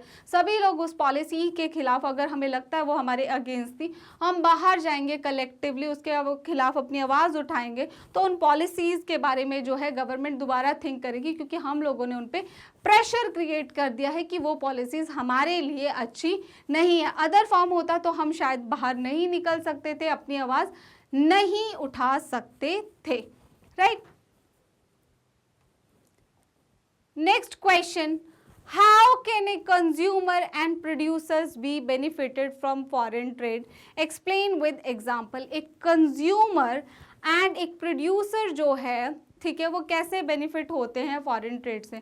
एमएनसीज आती हैं, हमारे पास मल्टीपल चॉइसेस होती है। एज अ कंज्यूमर मेरे पास क्या होगा, अगर कोई एमएनसी या फॉरेन ट्रेड की चीज़ें मेरे देश में आती हैं तो एज अ कंज्यूमर मेरे पास मल्टीपल चॉइसेस है जिनका फ़ायदा मैं उठा सकती हूँ। सो आंसर है consumer and producer are benefited from foreign trade. जो कंज्यूमर हैं एंड प्रोड्यूसर है वो बेनिफिट होते हैं हमारे फॉरेन ट्रेड से। Foreign trade creates an opportunity for producers to reach beyond the domestic markets. जो हमारे फॉरेन ट्रेड है वो हमें एक मौका देते हैं, क्रिएट करते हैं opportunity for producer to reach beyond the domestic market. ठीक है, जो भी प्रोड्यूसर्स है वो अपनी कंट्री में तो प्रोडक्ट सेल कर सकते हैं, लेकिन अपनी मार्केट से बाहर भी, डोमेस्टिक मार्केट से बाहर भी जो जाके अपने प्रोडक्ट्स को सेल कर सकते हैं। Producers can sell their production not only in the market located within the country. ये नहीं है कि अपनी कंट्री के अंदर ही अंदर, वो बाहर की कंट्रीज में जाकर भी अपना बिजनेस सेटअप कर सकते हैं। तो producers can sell their products not only in the markets located with in the country but can also compete in markets located in other countries of the world. अगर वो एक एमएनसी है तो वो दूसरी कंट्रीज में जाकर भी अपने प्रोडक्ट्स को सेल कर सकती है। इससे जो है वो दायरा जो है वो बढ़ जाता है, राइट। आप यही नहीं है कि अपने प्रोडक्ट्स के लिए आपके पास एक डोमेस्टिक मार्केट की रीच, आप फॉरेन में जाके भी अपना सेटअप कर सकते हैं और अपने प्रोडक्ट्स को सेल कर सकते हैं। For buyers, import of goods production in another country is one way to expanding the choice of goods. Very important. देखिए, अगर हमारे एज अ बायर मैं कोई भी प्रोडक्ट लेने मार्केट में जाती हूँ तो मेरे पास मल्टीपल ऑप्शंस होंगे, मेरे पास चॉइसेस एज अ कंज्यूमर जो है वो बढ़ जाएगी, right. With the opening of trade, goods travel from one market to another. तो इससे क्या है, जो गुड्स है एक जगह से दूसरी जगह जो है वो आसानी से मिल जाएंगे। Choice of goods in the market rises, very important कि एज अ कंज्यूमर हमारे लिए चॉइसेस ऑफ गुड्स जो है मतलब बढ़ जाएगी। इंडियन प्रोडक्ट तो मार्केट में है ही मान लीजिए, तो फॉरेन का जो प्रोडक्ट है वो भी है, चॉइस भी बढ़ती है, क्वालिटी भी बढ़ती है, क्योंकि क्या होता है कंपटीशन बढ़ जाता है, प्रोड्यूसर्स के बीच में कंपटीशन बढ़ जाता है, चाहे फिर वो फॉरेन के हो चाहे हमारे डोमेस्टिक हो प्रोड्यूसर हो। तो वो जो कंपटीशन होता है उसमें वो हमेशा कोशिश करते हैं कम प्राइजेस में अच्छी क्वालिटी का प्रोडक्ट जो है वो दिया जाए, ताकि जो हमारी जो उनकी कंज्यूमर है वो बढ़े, राइट। तो क्वालिटी एंड चॉइसेस दोनों जो है वो हमारी बढ़ जाती हैं। Next question, question number 34. Read the extract, ये पैसेज बेस्ड क्वेश्चन है, and answer the question that follow. यहाँ पे हम झूमिंग के बारे में बात कर रहे हैं।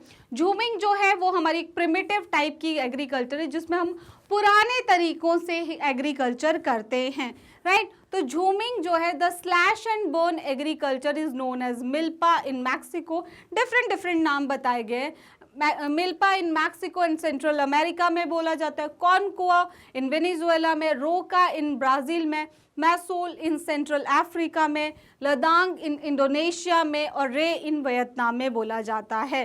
तो इस तरीके से हम लोग बात कर रहे हैं झूमिंग कल्टीवेशन की, या जिसको हम स्लैश एंड बर्न एग्रीकल्चर भी बोलते हैं। स्लैश एंड बर्न एग्रीकल्चर में एक फार्मर क्या करता है, एक पीस ऑफ लैंड होता है, उस पीस ऑफ लैंड को जो है क्लीन किया जाता है और फिर उस पर खेती बाड़ी की जाती है पुराने टूल्स के साथ। इसीलिए इसे हम प्रिमिटिव सब्सटेंसिव एग्रीकल्चर भी बोलते हैं। तो जब उन पुराने टूल्स के साथ उसमें खेती बाड़ी जो एक वो जो लैंड होता है पैच का, जब क्लियर करके उस पर खेती करते हैं तो कुछ टाइम बाद जो होते हैं उसकी जो फर्टिलिटी है वो ख़त्म हो जाती है। तो फार्मर क्या करते हैं, उस पैच ऑफ लैंड को छोड़ के कुछ सालों के लिए दूसरी जगह पे जाते हैं, फिर वहीं पे वो सेम प्रोसेस अपनाते हैं कि उस एक लैंड को क्लीन करते हैं, वहाँ पे अपनी खेती बाड़ी शुरू करते हैं अपनी फैमिली के लिए। इसमें हम ज़्यादा हाई क्रॉप्स नहीं, बहुत छोटे छोटे अपनी फैमिली के लिए ही प्रोडक्ट जो है वो प्रोड्यूस करते हैं farmer.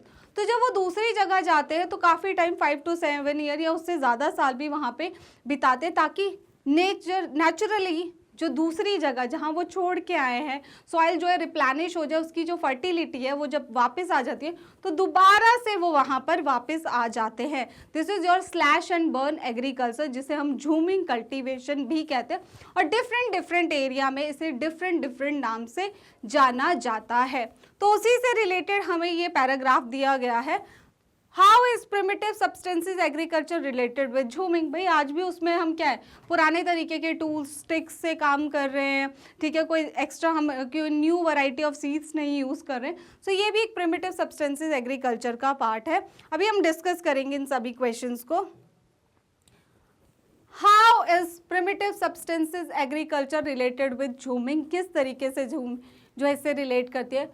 Jhuming is practised in hilly areas of north eastern states में हम इसको प्रैक्टिस करते हैं with the use of primitive tools. मैंने अभी बताया हम इसमें कुछ नए टूल्स नहीं यूज करें, एक स्टिक हो गए, हो गए, जो पुराने टाइप के टूल्स हैं उन्हीं से हम इस खेती बाड़ी को कर रहे हैं। And without application of modern technology, कुछ भी मॉडर्न टेक्नोलॉजी का हम इसमें इस्तेमाल नहीं कर रहे हैं। And modern inputs and it only provide basic food grains for substances level। अगर हम लोग इसमें बात करें तो इसमें सिर्फ और सिर्फ जो है बेसिक फूड जो है वो उगाया जाता है। The slash and burn agriculture is known as CONCO in which of the following country। तो CONCO हम किस में बोलते हैं, देखिए हम यहाँ से भी देख सकते हैं, तो वेनेजुएला जो है हमारा, ठीक है, वेनेजुएला जो है वहाँ पे हम इसको कॉन्को बोलते हैं। उसके बाद है हमारा next, what is the major problem of झूमिंग कल्टीवेशन। भाई झूमिंग कल्टीवेशन की मेजर, एक तो फिक्स लैंड पे नहीं कर रहे हैं, राइट, एक जगह है, जब वहाँ की फर्टिलिटी खत्म होगी तो दूसरी जगह कर ले रहे हैं, राइट। उसके बाद इसमें हम प्रिमिटिव टूल्स कर रहे हैं। प्रिमिटिव टूल्स जो है, जो पुराने टाइप के, कोई भी न्यू मैथडोलॉजी इसमें यूज़ नहीं की जा रही है, अभी भी ये पुराने तरीके से ही हम यहाँ पे खेती बाड़ी कर रहे हैं। और तीसरा, अगर हम लोग अपनी साइड से कि इसमें जो है किसान अगर पुराने तरीकों से कुछ न्यू टेक्नोलॉजी का यूज़ नहीं कर रहे हैं तो इसमें कोई कैश क्रॉप तो नहीं उगाई जा रही है, राइट, कोई प्लांटेशन क्रॉप नहीं है, कोई कैश क्रॉप नहीं है, सिर्फ फूड ग्रेन्स उगाए जाते हैं, वो भी एक फैमिली के जीवन निर्वाह के लिए। झूमिंग is done with the use of primitive tools and without modern inputs and technology के बिना on small patches of land, छोटे छोटे patches of land पे जो है ये की जाती है। It just provide basic food grains, सिर्फ और सिर्फ basic food grain for the survival of the farmer's family, farmer की फैमिली के सर्वाइवल के लिए सिर्फ बेसिक फूड्स जो है इसमें है। There are no irrigation facility, कोई भी मॉडर्न टेक्नोलॉजी नहीं है, कोई इरिगेशन फैसिलिटी नहीं है जिससे वो कुछ एक्स्ट्रा ग्रो कर सके। There are no irrigation facility available, so it has major problem of low production of grains. इसमें जो है लो प्रोडक्शन ऑफ ग्रेन्स होती है क्योंकि कुछ भी न्यू मेथड जो है हम लोग इसमें यूज नहीं कर रहे हैं। नेक्स्ट पैराग्राफ है हमारे पास, There is a problem with such idea even before factories began to dot the landscape in England and Europe. There was large-scale industrial production for an international market. This was not based on factories. Many historians now refer to this phase of industrialization as proto-industrialization. In the 17th and 18th, merchants from the town in Europe began moving to the countryside, supplying money to peasants and artisans. persuading them to produce for an international market। अगर हम लोग यहाँ पे बात करें, ये proto industrialise, ऐसा नहीं है कि इंडस्ट्रियलाइजेशन से पहले कुछ इंडस्ट्रीज नहीं थी, कुछ क्राफ्ट पर्सन थे, हैंडलूम वगैरह, वो पहले भी हमारे यहाँ हर जगह पे एग्जिस्ट करते थे। 17th और 18th सेंचुरी की अगर हम बात करें, मर्चेंट जो थे towns in Europe begin moving to the country side, अब वो कंट्री साइड की साइड जाने लगे। सप्लाइंग मनी टू पीजेंट्स वगैरह को देते थे, पीजेंट्स को, आर्टिजन्स को, ठीक है, to produce for an international market, उनको पैसा देके उनसे प्रोडक्ट बनवाते थे इंटरनेशनल मार्केट्स के लिए। With the expansion of world trade and the acquisition of colonies in different part of the world, the demand of good began growing। तो इस तरीके से क्या हुआ कि जब डिफरेंट कंट्रीज में कॉलोनीज इन द सेंस, जैसे हमारे यहाँ ब्रिटिशर्स हैं और अदर कंट्रीज में गए, या और अदर कंट्रीज ने किसी और कंट्री को जब कैप्चर किया, तो इस तरीके से डिमांड ऑफ गुड्स भी वहाँ तक पहुँची, right. But merchants could not expand production within the town. This was because here urban crafts and trade guilds were powerful। पर ये जो मर्चेंट्स थे, ये ज़्यादा प्रोडक्शन जो है अपना टाउन में नहीं ला पाए, क्योंकि वहाँ पे ऑलरेडी जो है वो ट्रेड गिल्ड्स थी, right. What do you mean by the term proto industrialization? Proto industrialization से आपका क्या मतलब है? This was the period of mass production, ये पीरियड है मास प्रोडक्शन का before industrialization. Proto industrialization, industrialization से पहले की हम लोग बात करें, जब मास प्रोडक्शन होता था उसे हम बोलते थे proto industrialization. This was the period of mass production before the industrialization, where there was prevalence of small scale industrial unit where people of the community generally work together। तो proto industrialisation वो time period है जहां mass production होता था industrialisation से पहले भी, और लोग जो है स्मॉल स्केल इंडस्ट्री, जो स्मॉल यूनिट्स होती थी, नॉट इंडस्ट्री, यूनिट्स होती थी, मिलके काफ़ी लोग वहाँ पे एक साथ काम करते थे। नेक्स्ट क्वेश्चन जो है हमारा वो है, What were some of the reasons due to which the merchant faced difficulty in increasing their production within the towns? तो वहाँ पे ऑलरेडी हमने देखा था कि गिल्ड्स थे, वहाँ पे जो ऑलरेडी ट्रेड गिल्ड्स थे, ऑलरेडी जो टाउन में जो है प्रोडक्शन होती थी, तो वो उनको जो है प्रॉब्लम फेस करनी पड़ती थी। The production and trade were regulated by the powerful guilds, due to which the merchants were not able to make strong impact on the markets। उन गिल्ड्स की वजह से वो ज़्यादा इम्पैक्ट नहीं बना पाते थे।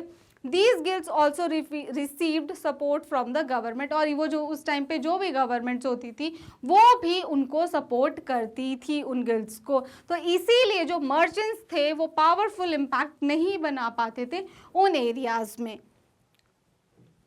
नेक्स्ट क्वेश्चन है, Why the merchants started providing money to the peasant and the artisans, ताकि उनसे सामान बनवा के वो बाहर की मार्केट में बेच सके, right. The artisans and peasants were supplied money by the merchants during the 17th and 18th century। जो आर्टिजन्स थे और जो peasants थे उनको 17th and 18th सेंचुरी में जो है हमारे जो मर्चेंट्स थे वो उनको प्रोडक्ट बनाने के लिए पैसे देते थे, ठीक है। Capable enough to produce product for the supply in the international market which help the merchants to earn high profit. तो वो लोग क्या करते थे, जो आर्टिजन्स होते थे विलेजेस में, ठीक है, जो क्राफ्ट पर्सन होते थे, उनको पैसे देते थे कि आप हमारे लिए प्रोडक्ट बनाइए, फिर उन्हीं प्रोडक्ट को वो मर्चेंट्स उनसे लेते थे, उसको इंटरनेशनल मार्केट में जाके बेचते थे, जिससे उनको होता था high profit. Okay, next question, question number 36। Read the extract and answer the question that follow. हमें ये एक्सट्रैक्ट रीड करना और जो भी आंसर्स है हमें देने हैं। Boys and girls are brought up to believe that the main responsibility of women is house work and bringing up the children. क्या वुमेन्स की सिर्फ यही रिस्पॉन्सिबिलिटी है? नॉर्मली अगर आपसे पूछा जाए, यहाँ पे बोला क्या है कि हम लोग एक उसके साथ जीते हैं, हम लोग ये सोच के साथ जीते हैं, हमेशा ये मानते हैं कि हमारी सोसाइटी जो है पैट्रियार्कल सोसाइटी है, मेल को ज़्यादा इंपॉर्टेंस है, मेल डोमिनेटिंग है।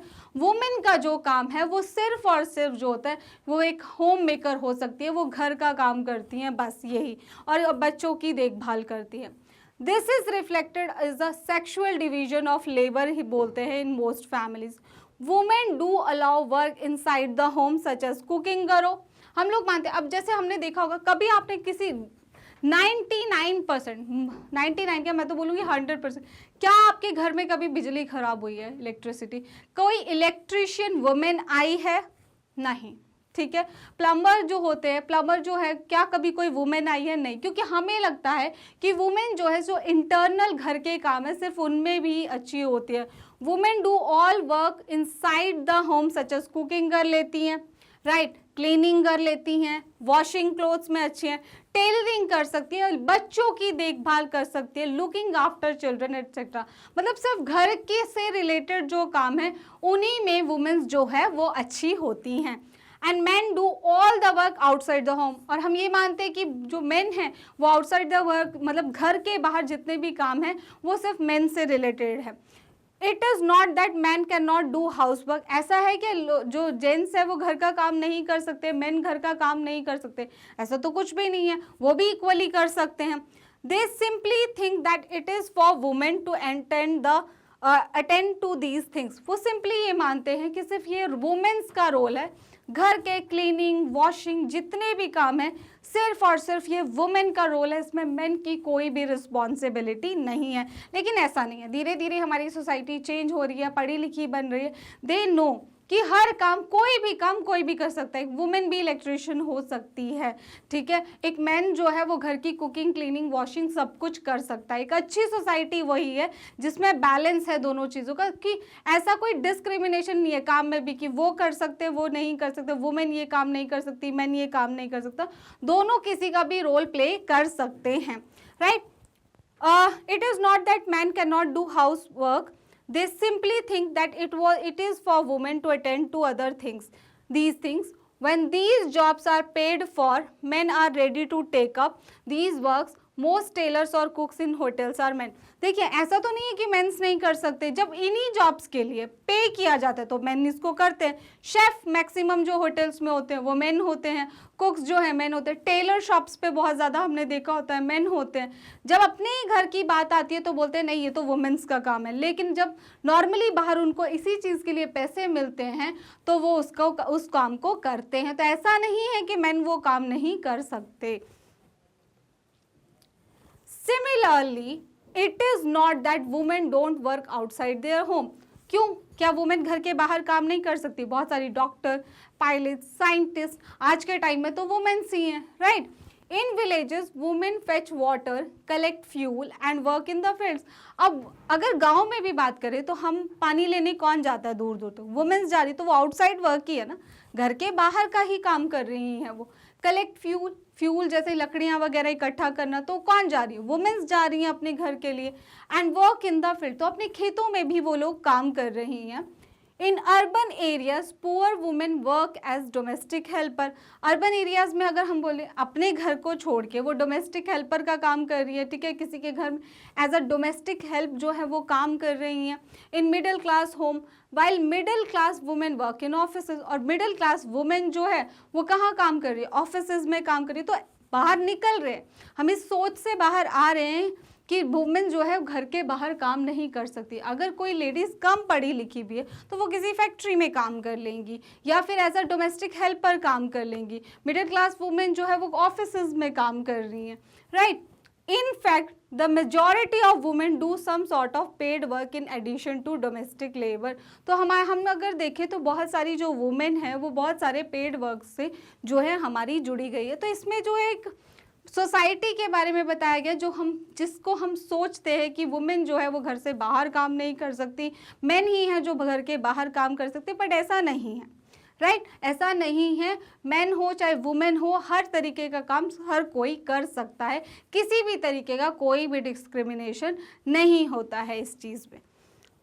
What did the women in different parts of the world do? Women in the different part of the world क्या करती हैं? Women in different parts of the world organised and agitated for equal rights. देखो हमारे पास जो है पूरे world के across जो है हमारे पास भी इक्वल राइट्स है, मैन हो चाहे वुमेन हो। सेक्सुअल डिवीजन ऑफ लेबर जो है वो नहीं होता है, हर तरीके से हम इक्वल तरीके से काम कर सकते हैं और उसके लिए हमें इक्वल पे भी मिलनी चाहिए। नेक्स्ट क्वेश्चन है, what was the demand of agitation and what was the movement called? There were agiations in different countries for the extension of voting right of women. These movement are called the feminist movement. बहुत सारी जो हमारी countries हैं वहाँ पर जो है feminist movement चलती है. फेमिनिस्ट मूवमेंट जो वुमेन्स के फेवर में होते हैं, हम बोलते हैं ना बहुत सारे लोग फेमिनिस्ट होते हैं, जो वुमेन के राइट्स के लिए आवाज़ उठाते हैं, वो उस तरीके की जो मूवमेंट्स है वो चलती हैं. वुमेन के वोटिंग राइट्स की जो मूवमेंट्स है वो चलती है, क्योंकि वुमेन को भी इक्वली वोट करने का राइट है और काम करने का भी राइट है. What is the position of women in our country? अगर हम लोग देखें अभी भी हमारी कंट्री में वुमेन कंपैरेटिवली मैन बहुत ज़्यादा पीछे. हमें लगता है हम थोड़ा सा सभ्य बन गए हैं तो हमें लगता है कि नहीं सोसाइटी चेंज हो रही है, लेकिन फिर भी अभी भी हम उतनी ज़्यादा ग्रोथ नहीं कर पाए, अपनी सोच में उतनी डेवलपमेंट नहीं कर पाए हैं. In our country women still lag much behind man. बहुत ज़्यादा पीछे छूट गई हैं आज भी मैन से. डिस्पाइट सम इम्प्रूवमेंट सिंस इंडिपेंडेंस, थोड़ी सी इम्प्रूवमेंट है इंडिपेंडेंस से. are is still a male dominated patriarchal society. Women face disadvantages, discrimination and oppression in various way. आज भी वुमेन्स के साथ जो है बहुत, देखिए आज भी हमारी सोसाइटी जो ना पेट्रियार्कल सोसाइटी है, ठीक है, वो मेल डोमिनेटिंग सोसाइटी है बहुत सारे एरिया में. हम आज भी उसी पुरानी सोच के साथ जीते हैं. हमें लगता है टाइम चेंज हुआ है, पर कुछ कुछ जगहों में, हाँ ऐसा नहीं है, कुछ परसेंट जो है काफ़ी जगहों पे चेंजेस भी आए हैं, लोग एजुकेटेड हुए हैं इन चीज़ों को लेके, लेकिन स्टिल आज भी हमारी सोसाइटी में ये चीज़ें हम लोग फेस करते हैं. ठीक है, बहुत सारी जगहों पे डिस्क्रिमिनेशन फेस करना पड़ता है, डिसएडवांटेजेस जो है वुमेन को फेस करनी पड़ती है. Okay, operation in the sense कभी कभी आपने देखा होगा वुमेन डोमेस्टिक वायलेंस का शिकार भी होते हैं. मेल डोमिनेटिंग सोसाइटी जो होती है उसमें इस तरीके की एक्टिविटीज़ तो बहुत ज़्यादा वुमेन के साथ होती है. सेक्सुअल हरासमेंट होती है, देयर लॉट ऑफ थिंग्स, ठीक है, जो वुमेन्स को आज के टाइम में भी, इस मॉडर्न एरा में भी हमें फेस करनी पड़ती है. नेक्स्ट क्वेश्चन है हमारा question number 37. Two places A and B have been marked on the given outline map of India. Identify them and write their correct names on the lines drawn near them. तो देखिए हमारे पास दो places दिए गए हैं A and B से, हमें उनको मार्क करना और बताना है वो कौन से. हमें हिंट्स भी दिए हैं. The place where the peasants struggled against the indigo plantation, वो जगह कौन सी है जहाँ पे peasants ने स्ट्रगल किया था इंडिगो प्लांटेशन के लिए. इसको हमने आज ही पढ़ा है जब हमारे गांधी जी 1915 में साउथ अफ्रीका से वापस आए थे. 1916 तक उन्होंने पूरे देश का भ्रमण किया था, घूमे थे वो उनके पॉलिटिकल गुरु के कहने पे, गोपाल कृष्ण गोखले जी के कहने पे. उसके बाद जो फर्स्ट मूवमेंट उन्होंने किया था, वो जो ऑपरेसिव रूल था ब्रिटिशर्स का जो चंपारण में चल रहा था इंडिगो प्लीजेंस के साथ, उसके लिए किया था 1917 में. जो चंपारण मूवमेंट जो कि कहाँ थी, बिहार में. चंपारण, चंपारण आज के टाइम में कहाँ पे है, बिहार में है, तब भी बिहार में ही था. खैर, तो क्या हुआ कि राजकुमार शुक्ला जी जो थे हमारे, वो गए गांधी जी के पास और उन्होंने बताया इस तरीके से जो ब्रिटिशर्स हैं वो हमारे जो पीजेंट्स हैं उनके साथ जो है अच्छे से ब्रिटिश प्लांटर जो है उनको पेमेंट्स नहीं कर रहे हैं, राइट. तो उसके लिए जो है गांधी जी उस ऑपरेसिव रूल के लिए वहाँ पर गए और उन्होंने वहाँ पे जाके एक सिग्नेचर कैंपेन लॉन्च किया और वहाँ पे जाके उन्होंने जो है चंपारण में वो मूवमेंट किया इंडिगो प्लांटेशन सिस्टम के खिलाफ, राइट. तो the place where the Indian National Congress session was held in 1927, वो प्लेस बताना है जहां पे इंडियन नेशनल कांग्रेस का, देखिए जब 1885 में इंडियन नेशनल कांग्रेस बनी थी उसके बाद हर साल आईएनसी का, इंडियन नेशनल कांग्रेस का एक सेशन हुआ करता था अलग अलग जगहों पे. तो 1927 वाला जो सेशन है वो हमारा मद्रास में हुआ था. कहाँ पे हुआ था? मद्रास में। एक सेशन जो आपसे बहुत बार पूछा जा सकता है 1929 का सेशन जो कि हमारा हुआ था लाहौर में। मैप वर्क में भी बहुत ज़्यादा आता है कि कौन सा ऐसा सेशन है जिसमें पूर्ण स्वराज की मांग की गई थी, या हम जिसको बोलते हैं कंप्लीट इंडिपेंडेंस की बात की गई थी। तो वो 1929 का जो हमारा सेशन था उसमें जो है पूर्ण स्वराज की मांग की गई थी। तो अगर देखें ऑप्शन ए जहां पे हमारा इंडिगो पीजन मूवमेंट जो हुआ था वो है हमारा चंपारण। अगर हम लोग देखें दूसरा वो है हमारा मद्रास जहां पे हमारा 1927 का सेशन हुआ था INC का, राइट। नेक्स्ट हमारे पास है On the same outline map of India, locate label any three of the following with suitable symbols. आपको पता है कि दो मैप जो है मैप वर्क आएगा आपको हिस्ट्री से, और जो 3 मैप वर्क आएंगे वो आपको ज्योग्राफी से आएगा। तो इसमें से 4 आपके पास ऑप्शन है जिसमें से 3 आपको करने हैं। मुंबई हाई फील्ड्स, देखो यहाँ तो नाम से ही क्लियर है, ये महाराष्ट्र में है हमारी Mumbai high fields oil fields. Mumbai high oil field कहाँ पे है? महाराष्ट्र में है हमारी। राजा सांसी इंटरनेशनल एयरपोर्ट, तो राजा सांसी जो है इंटरनेशनल एयरपोर्ट हमारा कहाँ पे?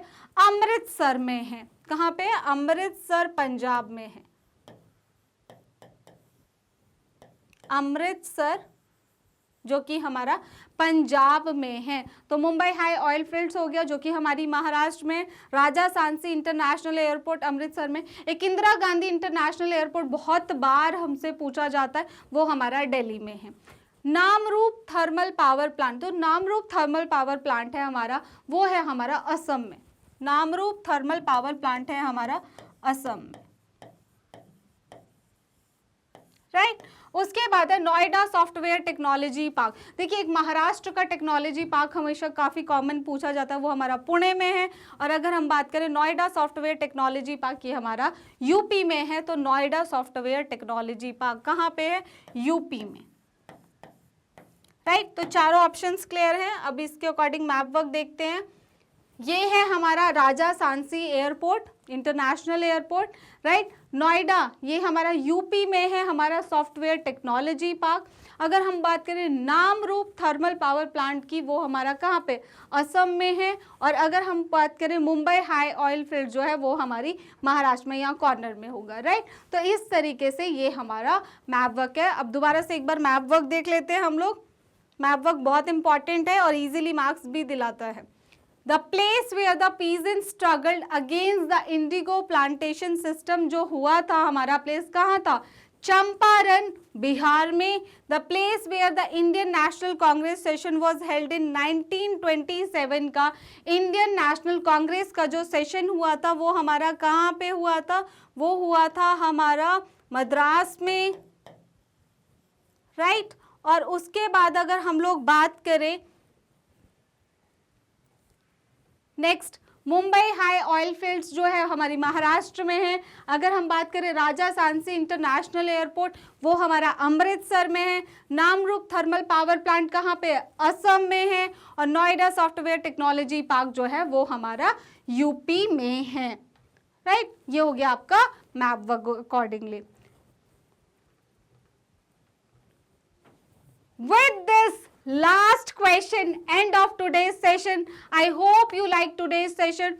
Don't forget to hit the like, share and subscribe button.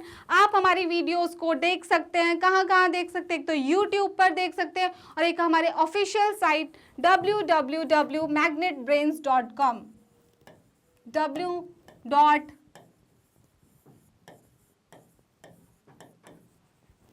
magnetsbrain.com पर देख सकते हैं।